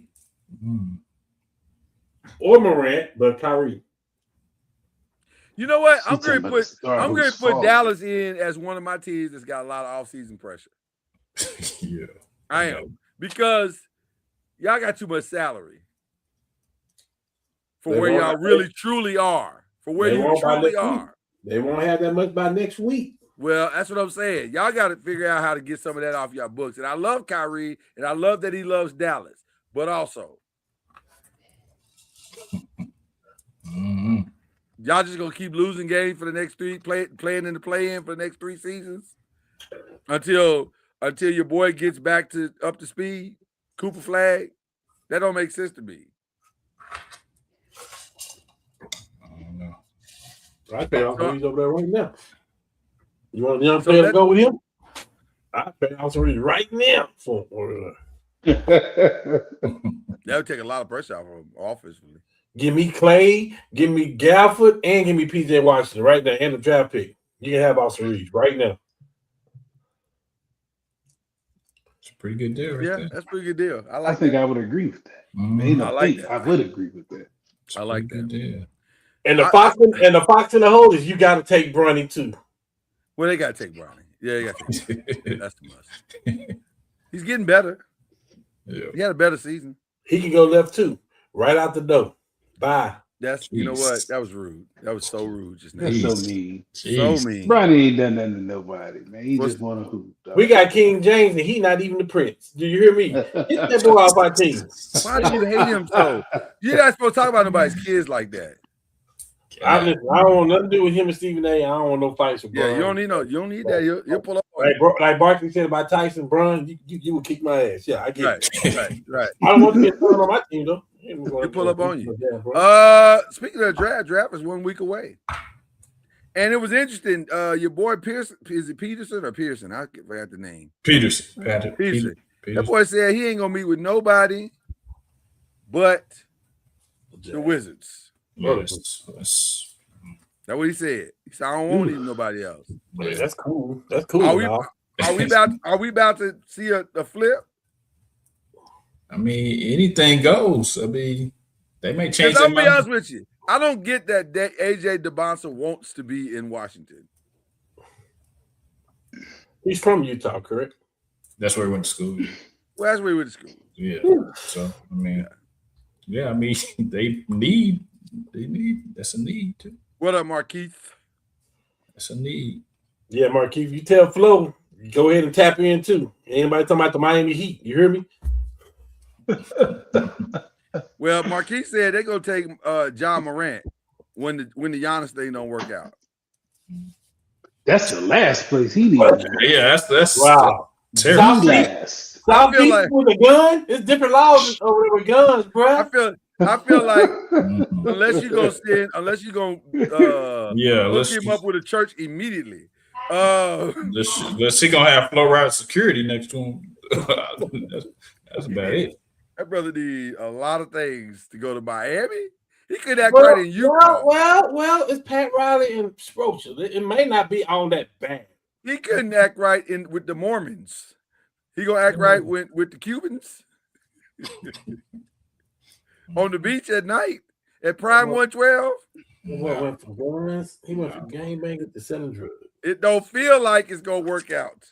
I ain't say he was selling drugs. You didn't even say he was selling drugs. I'm just saying the Cuban women like to party. Miami ain't it. That's I think he got to get supporting cast around Miami. Who? With the coach and Pat Riley. I mean, it may not be bad. That old, bro. He ain't getting out of his bed to go bail out John Morant. Pat had Magic. Hey, don't y'all forget Pat had Magic. Yeah, but Magic was low key. He was doing this dirt on the low. Well, it ain't so low. When it come out, it wasn't so low, was it? Maybe that's why he won't do it, because he done did that already in his lifetime. He won't do that again. I don't think Ja is that's not a cultural good fit for Ja. Ja problem is Ja though, so nowhere is a good fit. I agree with that. I was just thinking that because he couldn't up in Memphis like that. Now listen, that's true. But Memphis protected him though, to some degree. Because the stuff he's doing, you don't hear about all the stuff he's doing. So Memphis tried to protect him a little bit, but I think they're tired now. They didn't got tired. Mm-hmm. But Ja could be the sneaky move of the offseason. Because if he lands on the right team, 100%. If he realizes his circumstances and understands that this is it, this is my last chance to really do something. I agree. Then it could be a sneaky good move for something. Absolutely, because it ain't like he got less explosive. No. He should be. Hey, Byron, all right. I can tell you why I was driving that. I'm at the red light. I can tell you why I was driving it when Lloyd tried to sell him to the Lakers. Yeah. I pulled his car over to the gas. I just asked. All Hey, I pulled it. God is my witness. I pulled the car over to the gas station. I said, to let him have it. I don't want that. He did. Not really let me have it, but he was very adamant that he wasn't on board. I almost became a triple fan that day, boy. I tell you, Byron, we for sure had to end the meeting early. That ain't it. We had to be the meeting early. No, and I really didn't fight as hard as I probably should have, because I understood his points were very valid. So I couldn't. There was nothing. You need to go to like Minnesota. Well, yeah. something like that. Not, I mean, just a city like that, But Milwaukee. you would think he would get in trouble in Utah. Utah. What do in Utah? It's the Mormons. Yeah. He's like, I found a strip club. He found the only strip club. And if you've been to Utah, like you could have been excited to go there. How did you find? And I can only imagine, with all due respect, what that strip club looked like in Utah. It could not have been a magnanimous place. It could not. And it was, yeah, it couldn't be. It couldn't be. Go There's no way. It couldn't be. Go to number 5. I'm just saying. Because I was about to get in trouble. We all were, and you're right. Yeah, we need to move on. But I'm just saying. It was right there too. What I was about to say. It wasn't. Yeah. They're gonna kick us off YouTube. Go to 5. we were headed to a dark place. I got like 3 or 4 of them locked and loaded too. I was ready. I was ready. This was gonna be one of our longest segments, and I'm glad we stopped it. If we were redrafting the 2018 draft, which is the Jalen Brunson 33 draft, where would Jalen fall at? Let me look. In front of he'll fall in front of DeAndre Ayton. DeAndre Ayton went 1. Yeah, Marvin Bagley went 2. Luka went 3. Trae Young. Trey went 5, and then they switched. Yeah. This also is a draft with Shai Gilgeous-Alexander. Like this would be, you'd have to bump all of, like, Shea ain't going 12.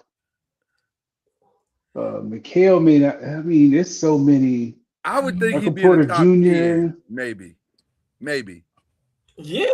Hey, Luka 1. Hey, Luka 1. Shea 2. Brunson 3. No. Say that again. Like for what we know, Luka 1. Jaren Jackson. I mean, it's unreal. Like, I guess you could say that, but a little dude like that ain't going ahead of these big people. It ain't gonna happen. Now he would go in the first round, but it's just not realistic. They don't take little guys that high. Hey, Byron, you sounding like Becky over there now. Hold on. No, I'm just saying, like, it is what, like I said, you don't have to put him. We don't have to exalt him way. He's got the same issues that he's always gonna have. Kyrie he just won a championship. Kyrie should have went 1 in the draft. Correct. He should have went 1 in the draft. Who's the other point guard? Other point guard I was just thinking about. I can't remember who it was. But for sure, Kyrie should have went number 1 in the draft because what he did in college. AI should have went number 1 in the draft. Why? Because what he did in college. Jalen Brunson probably wouldn't have went. Didn't AI go number 1, didn't he? He went number 1. But I'm saying Jalen Brunson, he deserved it. Yeah. Brunson ain't going 1, 2, 3, 4, 5, 6, 7 because what he did in college. He was an all-around player that could score. He won 2 titles in college. Look at the team he had. Don't do that. I'm just saying he won 2 titles. No, don't do that. Nobody else on this list won 1 title. The person at the end of the bench that played for the 5 Slammer Jammer, they won a title too. Don't do that, Lord. Come on, man. Stop. I'm just throwing out cameras to make the show interesting. So you gotta make the show interesting. That's what I'm saying. Like, those people got titles probably, but he ain't gonna go top 5. I would say top 10, maybe top 15. I put him in the top 10. 15 is the floor. Yeah, I can see anywhere from like 7 to 10. Yeah, but not big people are always gonna go higher than little people. Marvin Bagley would not have gone 2. No. Doing this over again. Mo Bamba would definitely not have gone 6. Correct. Yikes. Colin Saxton would not have gone 8th. Marvin Bagley would have went 2 because of what he did in college. What did he do? Jaren Jackson's gonna go 4. But we're not going by the college. That's the draft. What are we going by here? We're going by what we I now mean, know. This is a dumb. Yeah, but that's dumb. Like, I've always thought that's dumb. How many dumb sports arguments do we have in the world? This is fair. Right. Right. I just never understood that because you don't know. You got to go with what you got to now. Exactly. And yeah. Well, he going top 5 then. Can I ask this question then? So far, careers are not over yet. So far from this draft, who's the biggest disappointment in this draft? Is it DeAndre Ayton? You want him. Yeah. I mean, for being the first pick and being that athletic Yeah. and actually showing that he could do it, Yes. absolutely. He Miles shows that Bridges. he shows that he don't even care. Miles Bridges. Mm. Miles Bridges is solid. I think Miles is in a bad spot. I Yeah. think. He's solid. I think. Agreed. I could be wrong, but I think it's just a bad spot. Like Aiton showed you in that last step 1 year in Phoenix that's what's in his body. Right. But then to just not give a crap. Right. He just, yeah. Hell, he probably didn't crap in college. He got paid. Remember, they all got in trouble. Coach got in trouble. Shit. Yep. Yeah. Okay. Interesting draft. Interesting conversation. Yeah, these are all dumb sports conversations. Jesus, why the theme of today's show has been F them picks. So let's see. Are you trading or are you making a pick this year? If you're the Lakers, Trade. Trading. Pick. You got a name? What number are they? 20 something. Trade. Pick. Is it 25, Cam? I think so. Man, F that pick. Now, if I can get the boy from North Carolina. Who? The boy that can shoot. The stepper that can shoot. Stretch the floor. Pick and roll. Pick and pop. I don't think he's going to be there. He projected to be there. Is he? Really? Yep. Well, listen, if he makes it 25, that's a different conversation. I just don't think he's going to be there. Now, if we do what we're supposed to do, the pick should be gone. If we do what we're supposed to do, it should be gone. We should move on from that pick. OKC, you got a ton of picks if you're OKC. You can just pick. Trade. To go get who? To go get who? That's my whole thing. Is it Boozer or the best available? No, I'm talking about trading the pick for a player. Trading the picks for a player. At some point they're gonna have to though, because they're gonna the money stuff. They're gonna have to. Can I muck up the whole draft? They may lose Luke Dort and Hartstein this offseason. Yeah. I think you let Luke Dort go. Like I wouldn't re-sign Luke Dort. But can I muck up the whole draft? You said that easy. I did. I would go get Caleb Wilson. I'd take some of them picks and I see if I can go get Caleb Wilson and really. I think Caleb Wilson is going to be way better than people think that he is. Like, to me, dropping the 3 or dropping the 4 is crazy to me. To me, he's easily the second, if not the first best player in the draft. Whoa. He's really good. He's really good. Whoa, man. He's really good. Take some sauce off the steak, brother. I'm taking it out. Put more peppercorn sauce on my steak, please. He got a lot of dip on his chip. Put more dip on my chip, please. Oh. Soak my chip in dip. That's almost disrespectful, man. Whoa. You just do not like AJ. It's not that I don't like him. I'm thinking about teams that are trying to win right now. Excuse me?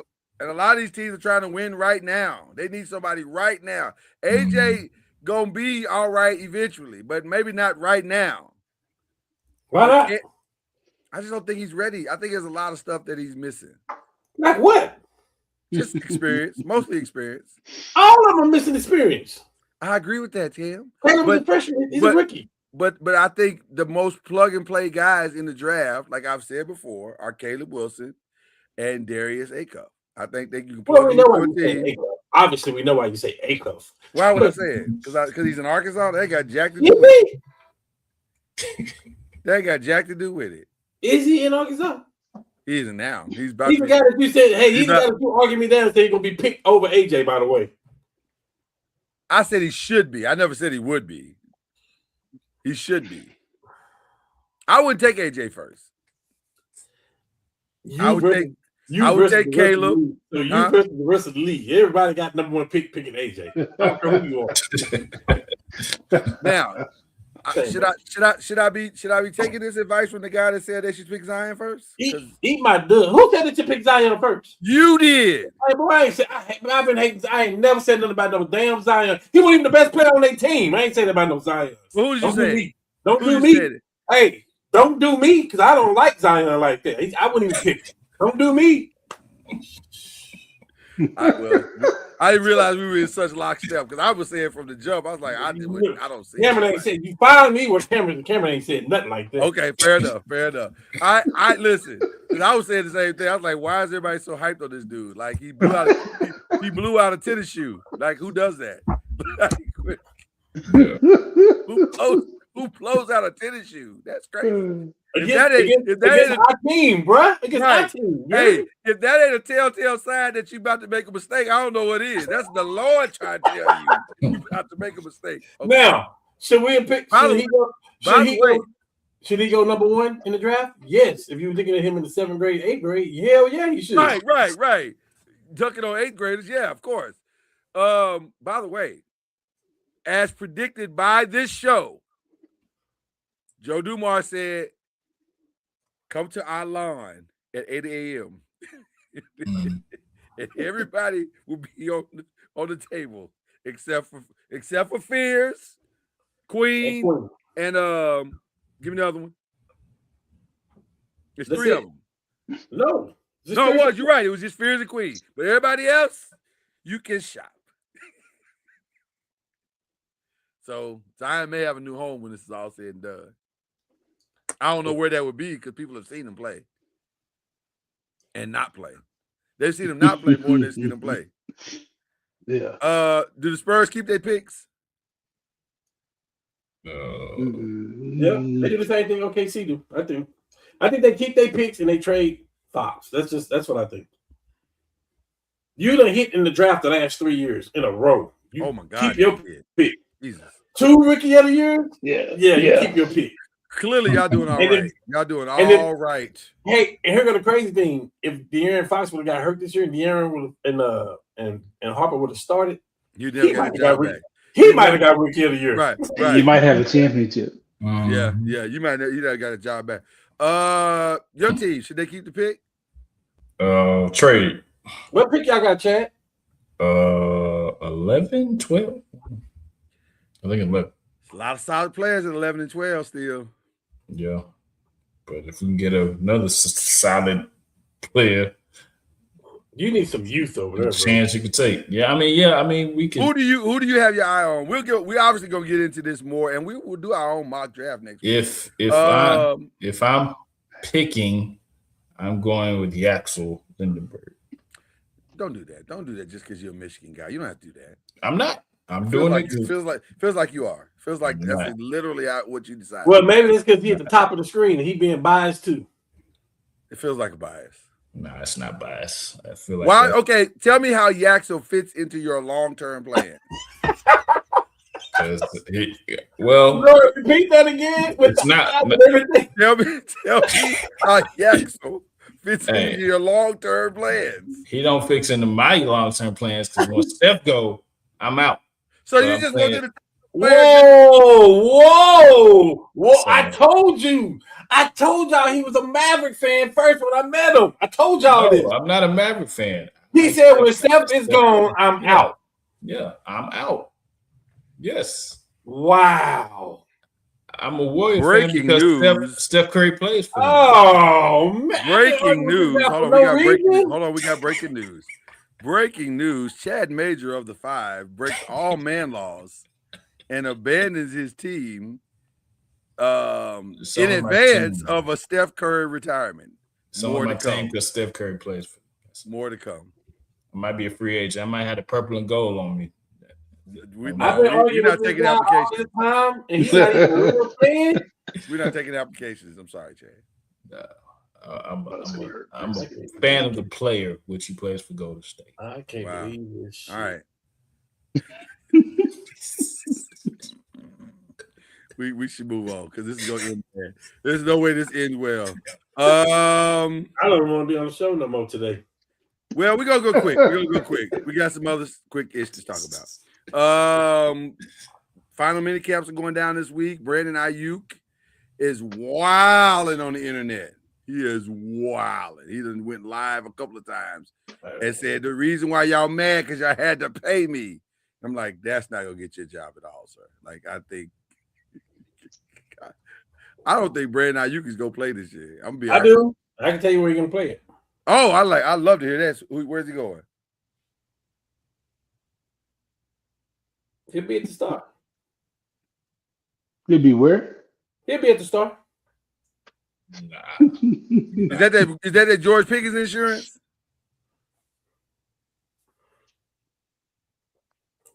That's the Jerry move right there. I'll tell you what.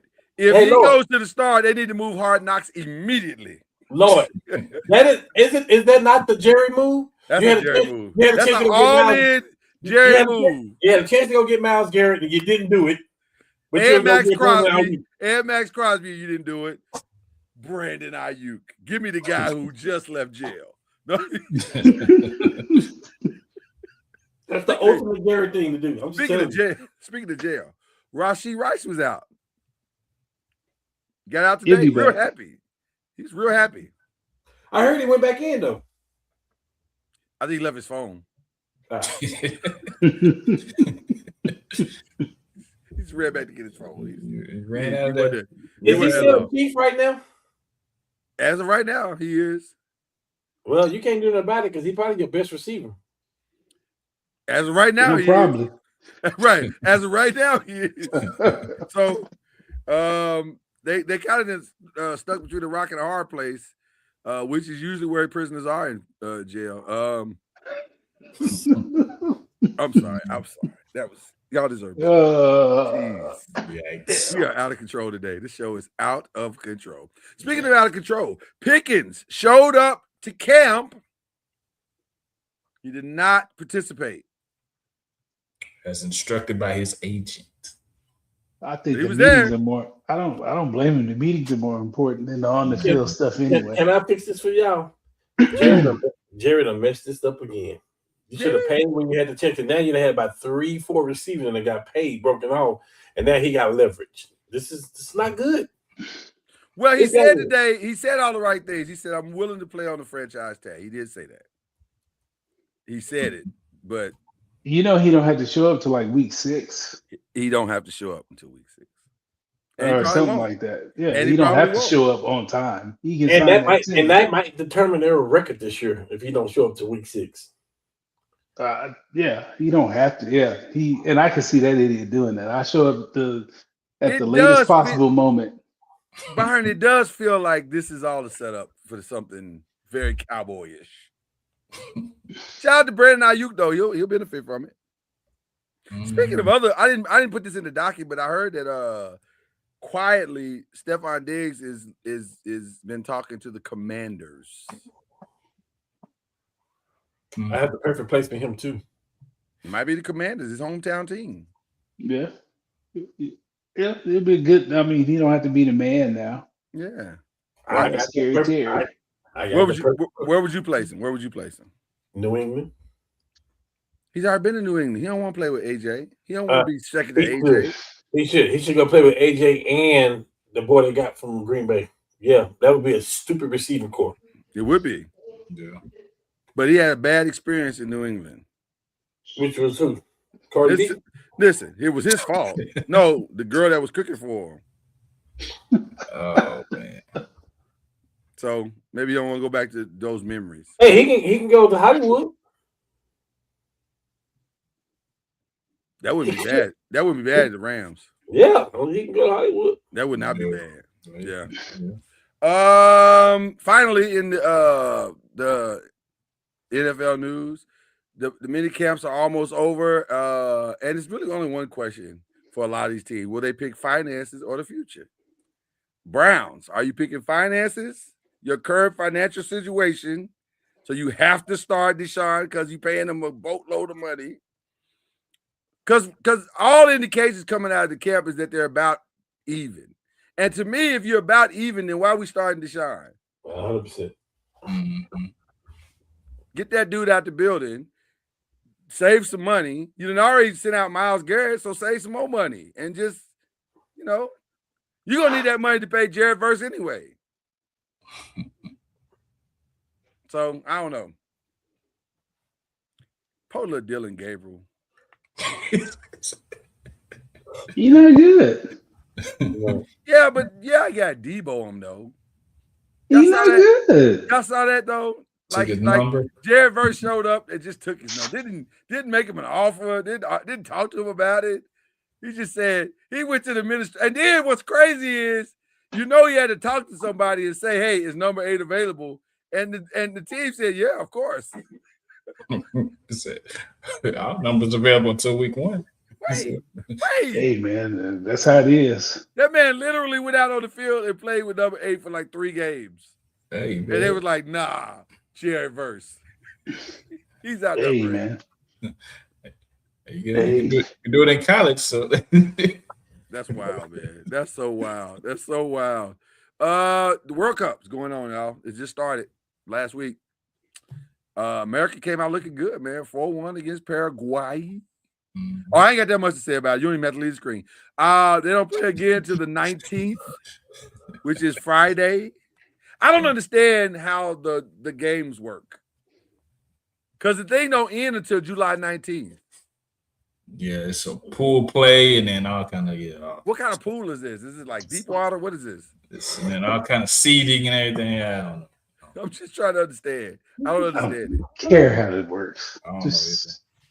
I like the little Paraguay game. That was pretty cool, but I don't know if that means they're good or not.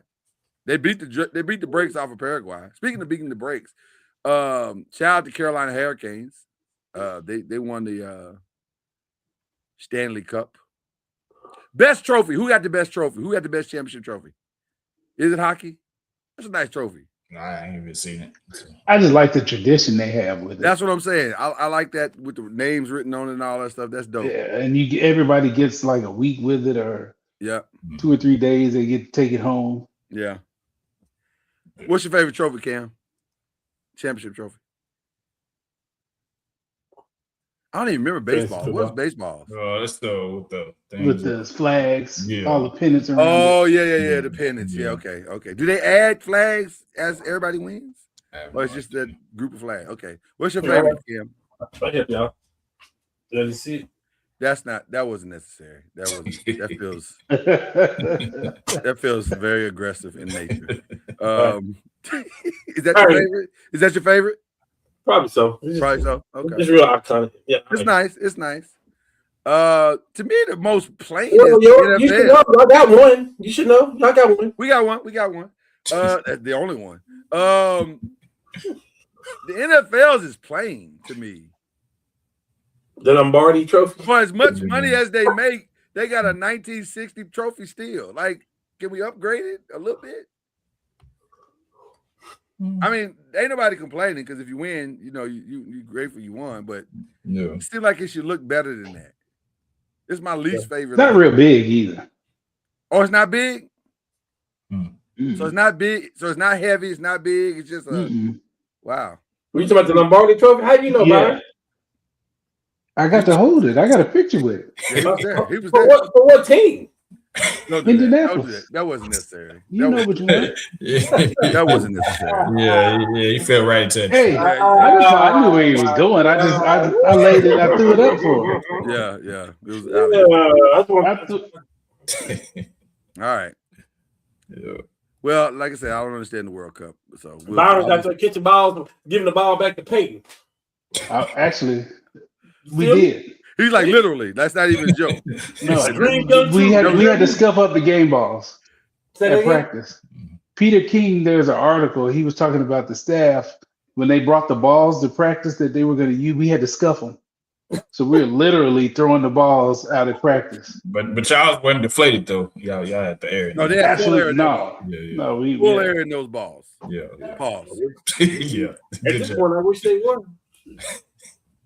I got 2 more championships out of it. The WNBA is kind of wilding right now. Well, not everybody, just a couple of people have wilding. Just a little bit. Like Kennedy Carter, she's kind of wilding. What's she do? Well, she keeps talking about Becky ain't playing her enough, and then she had a little beef. Always been her problem. Yeah, and then she had a little beef with who they played the other night, Olivia Miles. She had a little beef with Olivia Miles. Although, let's be clear, Olivia Miles was cooking their ass. Let me just be clear. Yeah. By the way, every time I watch Olivia Miles play, I get madder and madder at Dallas. I don't think she's the number 1 pick. If she's Dallas, couldn't have picked her. They could have though. They couldn't have. They'd have to trade. But no, because they let Love win. Huh? I mean, They let Love win. Yeah, but they would have to trade Enrique. I don't understand what the problem is. I And I hear love you. Enrique. And I love Enrique. I love hear you. Enrique. But No, yeah. Olivia and Paige would have instantly been the best backcourt in the league. Instantly. Yeah. Olivia was talking to she's us last cooking. night. She was talking Yeah, crazy. she was. Right, she got a tag and everything. Sideways. Tell that flopping girl to get off the court. I was like, hey, Rook, calm down, Rook. Just settle down. You're a little. No, fuck your ish, because you out there cooking.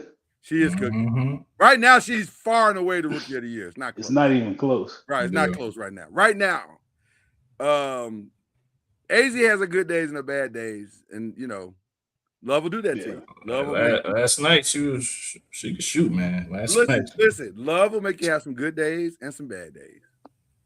The days that she's scoring, that's probably a good day, a Love day. Days she not scoring, All right, final five. Brendan Sorsby decided he is going to the supplemental draft. It may not end where he thinks it's going to end. Byron, I had the exact same thought. It may not end the way he thinks it's going to end. Because normally you go to a draft when you think you're going to be drafted. Mm-hmm. I was trying to find a team that was going to draft him, because if they was going to draft him, they'd have drafted him by now. Ooh, I'm just saying. Am I wrong, Byron? Am I wrong? No. He would have came out. He wouldn't even be going to Texas Tech. Mm-hmm. He would have came out last year. So. I feel like this is going to end bad. And then he can't go back. Can he go back? I guess No. he'll go back. No, it's over. So this is over. Once you apply for the supplemental, it's like you declared. Oh, dang. Maybe he did it because he was like, I'm sick of this and I want to. Somebody will bring him into camp. Somebody will bring him in. Yeah, he should go to camp, but drafting somebody high? No. Little Birdie told me the gambling issues go even further back. Yikes. To like high school. He's been doing this. So he does have a problem. Well, we knew he had a problem. I mean. Oh, he bet 90,000 as a freshman. Damn. Hold on. I got to drop for that. Wasn't it? It was like 90K he dropped. Man, damn. Like that's a lot for a college kid to be betting. He didn't bet that in high school, right? I don't know. I know the rumor is it goes back. I'm not. Well, that's what. Yeah. There's a reason why he bet more in college than high school. Yesterday's price is not today's price. So I just don't know how you touch a gambler. Here's how crazy his gambling problem is and his enablers are. That dude has an admitted gambling problem. And Texas Tech is like, you know what we should do? We should put him back out there. that was their solution to the problem. Put him right back where the problem began. That makes a lot of sense. I feel bad for the kid because somebody should have pulled his coattail a long time ago. It has not happened, and this doesn't feel like it's going. This story doesn't feel like it's going to have a happy ending. So we digress. What are we watching? This is the final 5 questions. What are we watching? It's summertime. What are we watching? Clearly, Cam ain't watching the WNBA. Definitely watching that. I got one more. I caught up on I gotta watch the barbecue brawl from I just started. I watched that one. Yeah, so and then I've been watching 100 Cooks, but it's confusing. Yeah, it's too much for me. My adult ADD is I can't handle very that. Confusing because it's like 2 people and then 5 people, and then 30 people. You're like, I don't get it. That's too much. I can't. And then we're watching Love Island. So I want to. We gotta watch it because full disclosure. I don't want to watch it though. Well, I'm kind of pissed off at everybody. So good. Full disclosure. I am watching it as well. Watch it with my daughter. Same. We're waiting on her to come back from training now so we can watch. It's a lot. First of all, them jokers are on Cam 6 days a week. The only day they're not on is tomorrow. It was Wednesday. Yeah. But they're on every day, doing something every day. So I don't like the commitment to that. Let me just start with that. That's not my normal commitment to a TV show. I don't want you every day. Once a week is usually what I give you. So I don't love that. And then they're liars, Cam. They're liars. They're all liars. Oh, it's bad. It's bad this year. My daughter said this is terrible. Let me just tell y'all in advance. This is a terrible, offensive joke, but it's funny as hell. She said it's on brand for tonight. She said this should be called herpes alley because she said I ain't never seen this much kissing in all my life. I said you are correct, man. These folks, this season is definitely freaked out. They are kissing, and I mean she'll kiss one and then hop over in the same, and I'm like, you just kissed him. Why you? That's a lot of kissing. Listen. Yeah, this one is They breaking records out here. It's overly freaked out. It's a lot of freaked out. And then the crying is too much. It's too much crying. It's too much emotion. I don't want all this crying. I'm not here for that. Why are we crying? Why are we doing all this crying? Yeah, I'm with you on that. I'm not a big fan of this season. I think they need to start over. Like, just kick everybody out. I actually liked last season. It was not bad. I didn't like last season. Season 6 was the best. Yeah, I've heard that. I have heard that season 6 was better. I actually like last season. My first season watching it. I actually there were parts of it that I thoroughly enjoyed. Because I love a good social experiment. I do. I'm a fan for a social experiment. But this is a lot. This is a lot. It's a lot. It's a lot. It's a lot. It's a lot. It's a lot. If you ever get a chance, watch season 6. Okay, they actually played the game. They all did it. They did it the right way. It was still some shadiness. It's always gonna be something. Yeah, it's always gonna be something. But they played the game. They did it the right way. Most of them. Okay. Been watching The Shy. I've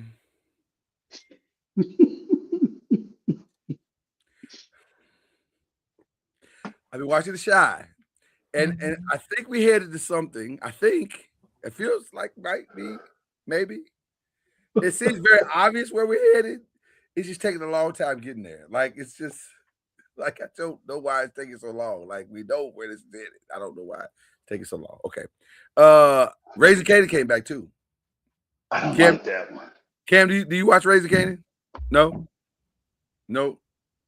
Yes. No. Maybe. Of course. Okay. First episode was fire. I have to admit. Smoking. They came out. That's what I thought The Shy was gonna do. They didn't do that. They didn't come out on fire. But Kanan was like first 5 minutes. Here we go. Y'all ready? Bam. We was like, whoa. That's tough. Yeah. I was like, for real? That's how we start. Yeah. So I like the. Did y'all watch the one with Tommy? Oh yeah. I love that one. The ending was fantastic. That last season was fantastic. Yeah. On the edge of the seat the whole time. The whole time. Yeah. Anything they got to do with Power, I haven't seen it. Yeah. They got another one coming out too. Yeah, Origins is coming out. Yeah. And also, I'll watch that one. Which I do want to see Origins. And then Legacy is the last one. Which I have mixed emotions about Legacy. But to that same point, I didn't think Power Ghost was going to be good. And that last season of Power Ghost turned out to be really good. All of them were good. Yeah, it turned out to be fantastic. So, I'm listening. And the fact, like he said, the fact that Tommy and Tariq wound up, that's yeah, I'm with you. Okay. And then he going back. Yeah. Now, I'm going to say this, and I'm going to leave it alone. Everybody got their opinion. Yeah. Ghost ain't dead. That's all I'm gonna say. I'm with you. Wait for it. I'm with you. I'll just say this. I hope that's true. Because I thought it was a mistake to kill him off in the first place. Yeah. That's the only mistake I think Courtney Kemp has made throughout all of these. I was like, why? There's no why? Why? I didn't get it. But I hope you're right about that. I hope somehow he comes up and he's like, surprise, So there you go. Trying to think, is there anything else? I think that's pretty much it. I'm sure. probably watching some other stuff too. Like my girls and I will watch America's Got Talent tonight. We like that. I watch me and my wife finish Running Point. We watch that season 2. I saw Running Point. The season 2 was Sorry. yeah, it wasn't as good as the first one for sure. Yeah. We've talked about Nemesis, right? We've already talked about Nemesis, right? Mm-hmm. Okay. I'm trying to think of anything else. Oh, Is everybody caught up? Did everybody finish it? Finish it. Right, because we have some people that was behind. I haven't yet. I was Okay, wait, I no. will this weekend. I'm gonna have time this weekend. I will. Okay. When is House I of want to Dragons? hear everybody's. I want to see what the direction y'all think is going. When is House Season of 2. Dragons new season? Is that tonight or Sunday? Okay, so House of Dragons is back Sunday, and you know that ended on a massive cliffhanger. If you're a Game of Thrones person, I don't know if you are, but I have not watched anything outside of that yet, but yeah, I am for sure. House of Dragons is a good time. House of Dragons is a good time. It's creepy, you know. It's got that Game of Thrones creepiness at times. Okay, it's got that. It's gonna have that. They're gonna do some stuff to make you go, ew. That's what they know for. But also, it's good. It's very good. He'd be any more freaked out than Love Island. Listen. Really? Oh my! Wow. No, it can't. It can. Wow. Okay. It'll have you. Have you ever seen Game of Thrones? No. Yeah. First episode of Game of Thrones, right out the gate. You're just like, what the is that? Like right out the gate. Yes. Okay. And then they proceeded to give you 5 seasons of that. Yes. It's like moments where you go, what? It's crazy. Yes. It's a little crazy. Yes. So House of Dragons is on brand. It's good. It's good, man. It's good though. It is good though. I've seen Game of Thrones 3 times in its totality. Now, to be fair, nothing is as crazy as Euphoria or The Boys. Nothing. There's nothing as crazy as those 2 shows. I believe that. Because Euphoria, whoa, all the way to the end. I was like, I'm you know what? I survived it. And by the way, we'll probably win a ton of Emmys this September. A ton of Emmys. But also, damn. Okay. Like you pay listen, Emmy, apparently you gotta pay a high price to get these Emmys today because they paid it. Whoa. Okay. Who we praying for, man? Who we praying for? Dear. You know what? That was inappropriate. That was inappropriate. Not wrong. Not so wrong. We not? So not we not? wrong. I didn't say he was wrong. I didn't say he was wrong. So we not? Yeah, we should pray for him. Damn it. We should pray for him. I need to stop that because it wasn't De'Aaron Fox's fault. So I need to stop that. They didn't lose the series because of all De'Aaron his Fox. fault. Right. It wasn't all his fault. But however, we need to pray for him. We need to pray for Floyd Mayweather. I put this much blame. I put more blame on Wimby than I do Fox. Let me just say that. Okay. Pray for Floyd Mayweather. He just got charged with passing bad checks. Oh Lord. Houseway. I think he just spent up a lot of that money. Houseway. Now that part I don't know. I don't know how you spent it. I don't know how you spent that much money because he had a lot of money. Wait. This is going too fast. Wait. I'm sorry. Let's back up. You can't just sneak that in about Floyd. What happened to him? Floyd? No, yeah. Tried to pass a bad check of purchasing $200,000 watch.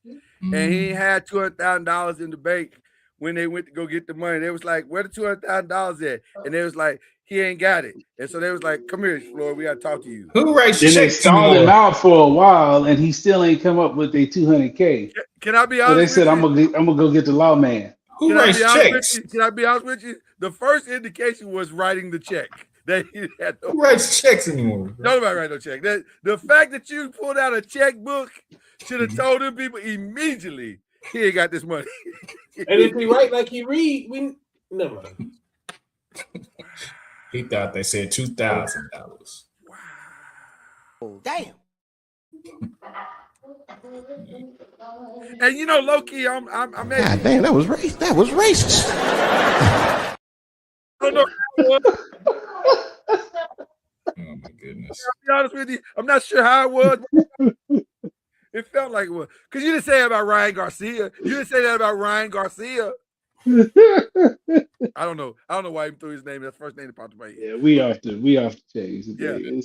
Floyd wrote some bad checks, and now he literally wrote a check that his ass couldn't cash. He literally.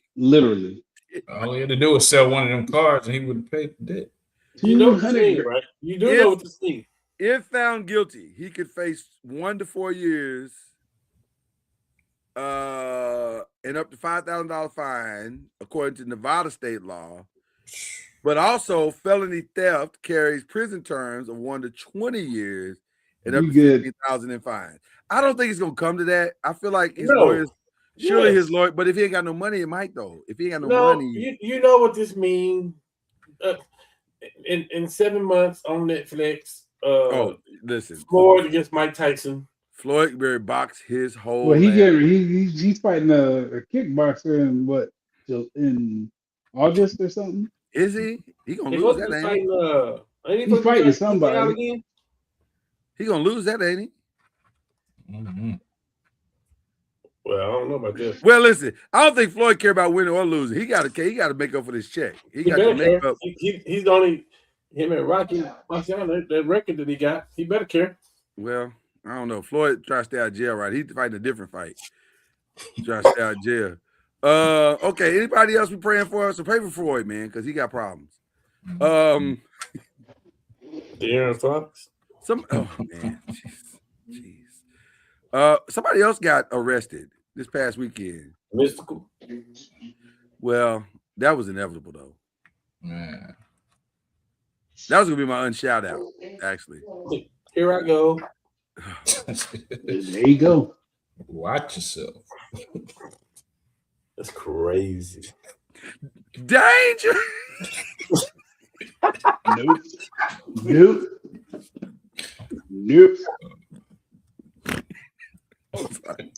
It was sitting right there. It was sitting right there.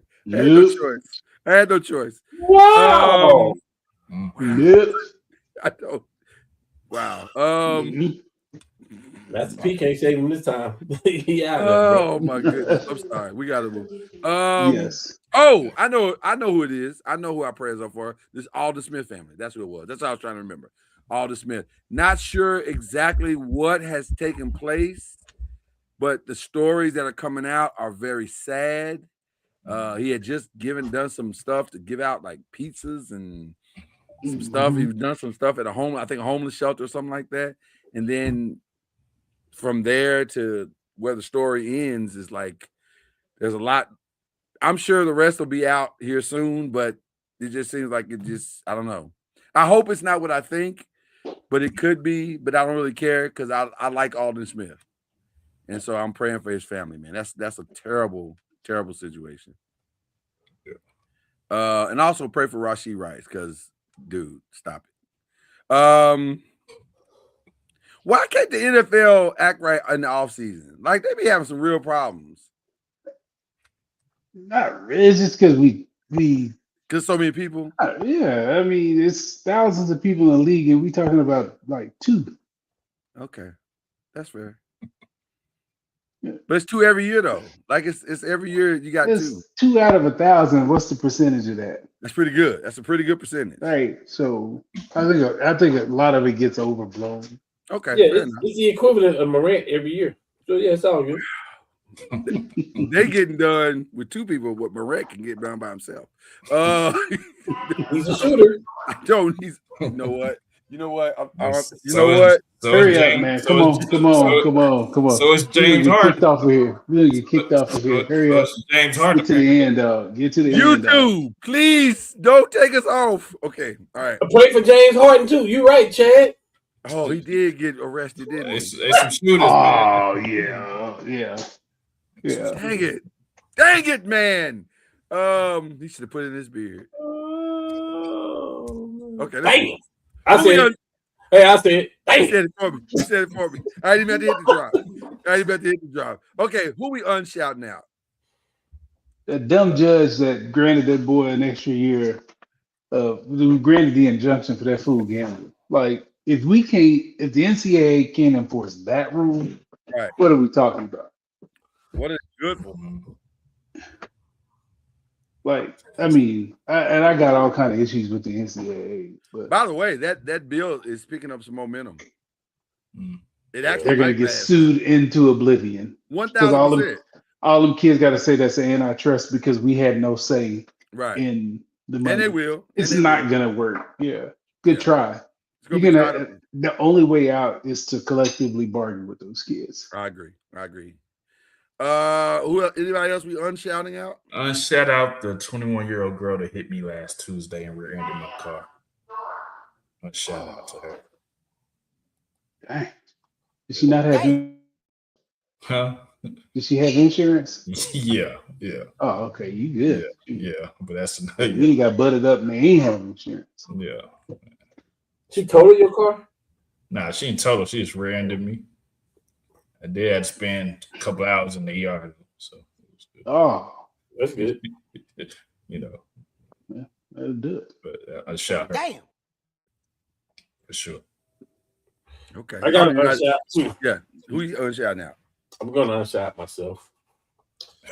And I'm going to apologize to the New York Knicks for firing Thibodeau last year after the Eastern Conference Finals. We might all need to unshout that out because you got it right, and I apologize. You definitely got it right. 1,000%. Like you saw definitely saw something I didn't see, and I was like, it's the dumbest thing ever. The Knicks hadn't been that close in years.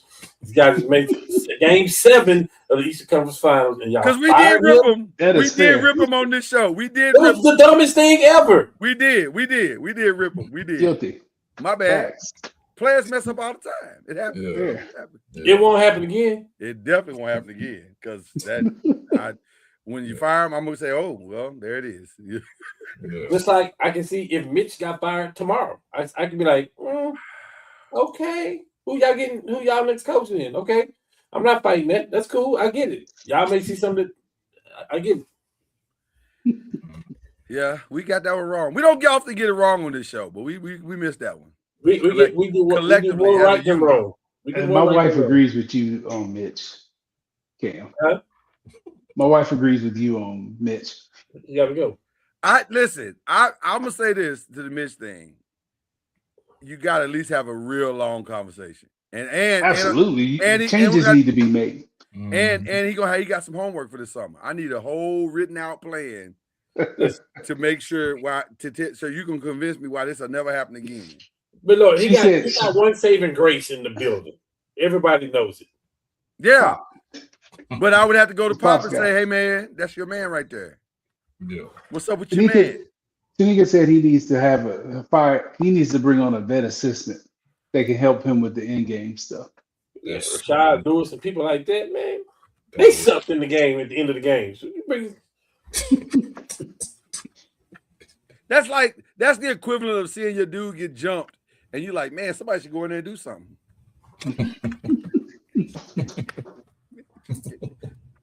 And then the next day come back and your man's getting jumped. And you're like, man, he getting jumped again. Somebody should do something. Yeah. And then 3 days later, your man get jumped again. You're like, somebody should really do something. This is crazy. This is the third day he been jumped. Okay. And then the fourth day comes along. You're like, damn it, man. Why are you getting jumped? Okay, I'm sorry. But I'm just saying it was bad. It was bad is what we were trying to say. All right. Who we shouting out? Who we shouting out as we close the show? Who we shouting out? The Big 12 for taking a stand. They did. They was like, no, nigga. You ain't. I mean, they didn't say it. They didn't say that, but they may. Well, they may have said that. Not about him, but not with other people. Not publicly, but yeah. But they at least like, nah, Ken Paxton and everybody else, we getting him up out of here. Yeah, you got to go. You got to go, player. You got to go home. And not because we scared of you, but because you literally bet money on these games. Fam, come on. What are we doing? Facts. Okay. All right. So shout out to the Big 12. having some stones. Well, I think it's only appropriate that the first shout out goes to equally. We can all say this to Mike Brown because listen, I salute you, sir. Mm-hmm. Future Hall of Famer Mike Brown. Man, facts. They should literally put him next to Doc Rivers. Put ahead of him. Right. Here's Mike. Here's Doc. Right there. Yeah. I had Mike did his thing. Mike did his thing. I had somebody tell me today, I can't believe that the Mavericks had him and Luka, and they let both of them go. And I said, listen, they didn't let Jalen Brunson go. Jalen Brunson was going straight to New York. That's where he at. That's where he's from, that area. His dad is up there. It ain't nothing the Mavs could have done. And you're not finna overbid for nobody at that point. That's crazy. Yeah. So and also shout out to World Wide West. Whatever it is you do, it worked. Mm-hmm.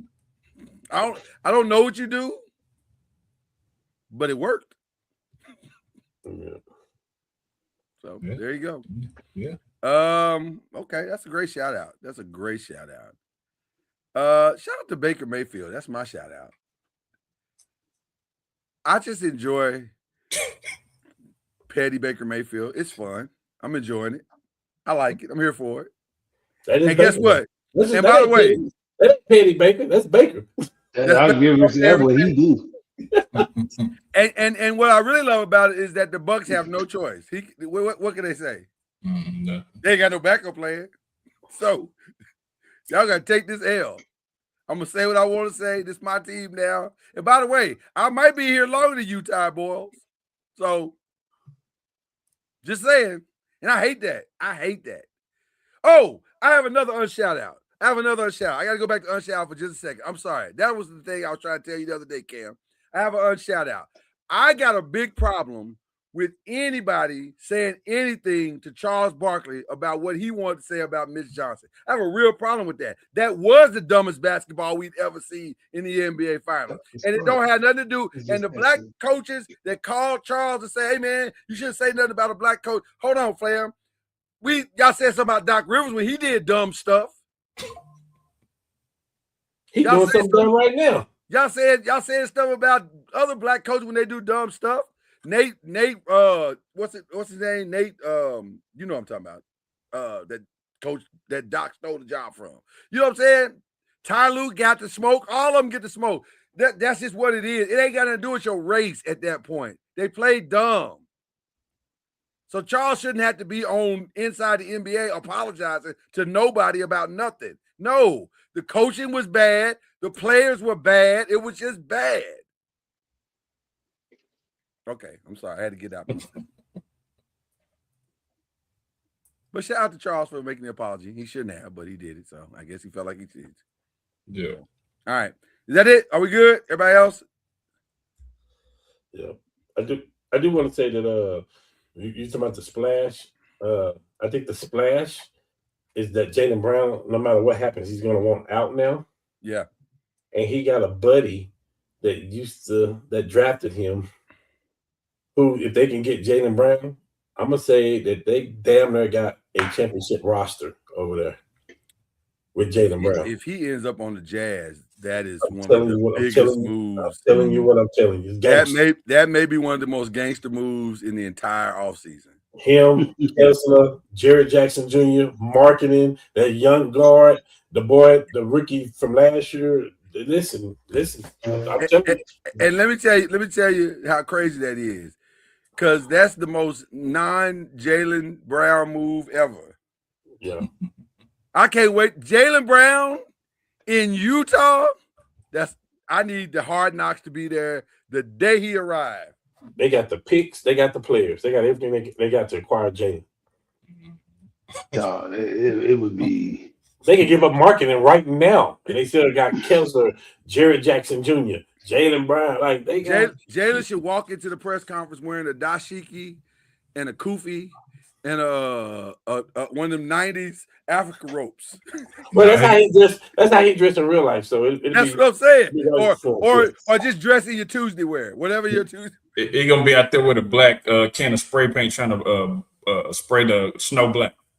Matter of fact, he should walk into X-Clan. Y'all so hard on Jalen. I love Jalen. I'm a Jalen guy. Jalen proved to me this year that he can be a number one option on the team. That's why he's leaving. He's like, I don't have to sit behind this dude. Oops, I'm sorry. I'm out. Peace. Shout out to Jalen. All right, I'm with it. That's a great outtake. And on that note, if all minds and hearts are clear, we're gonna end the show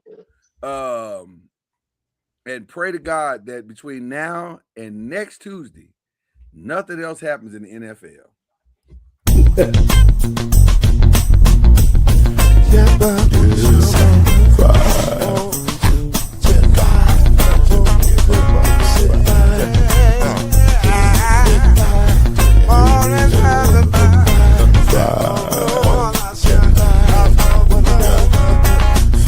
Get your 10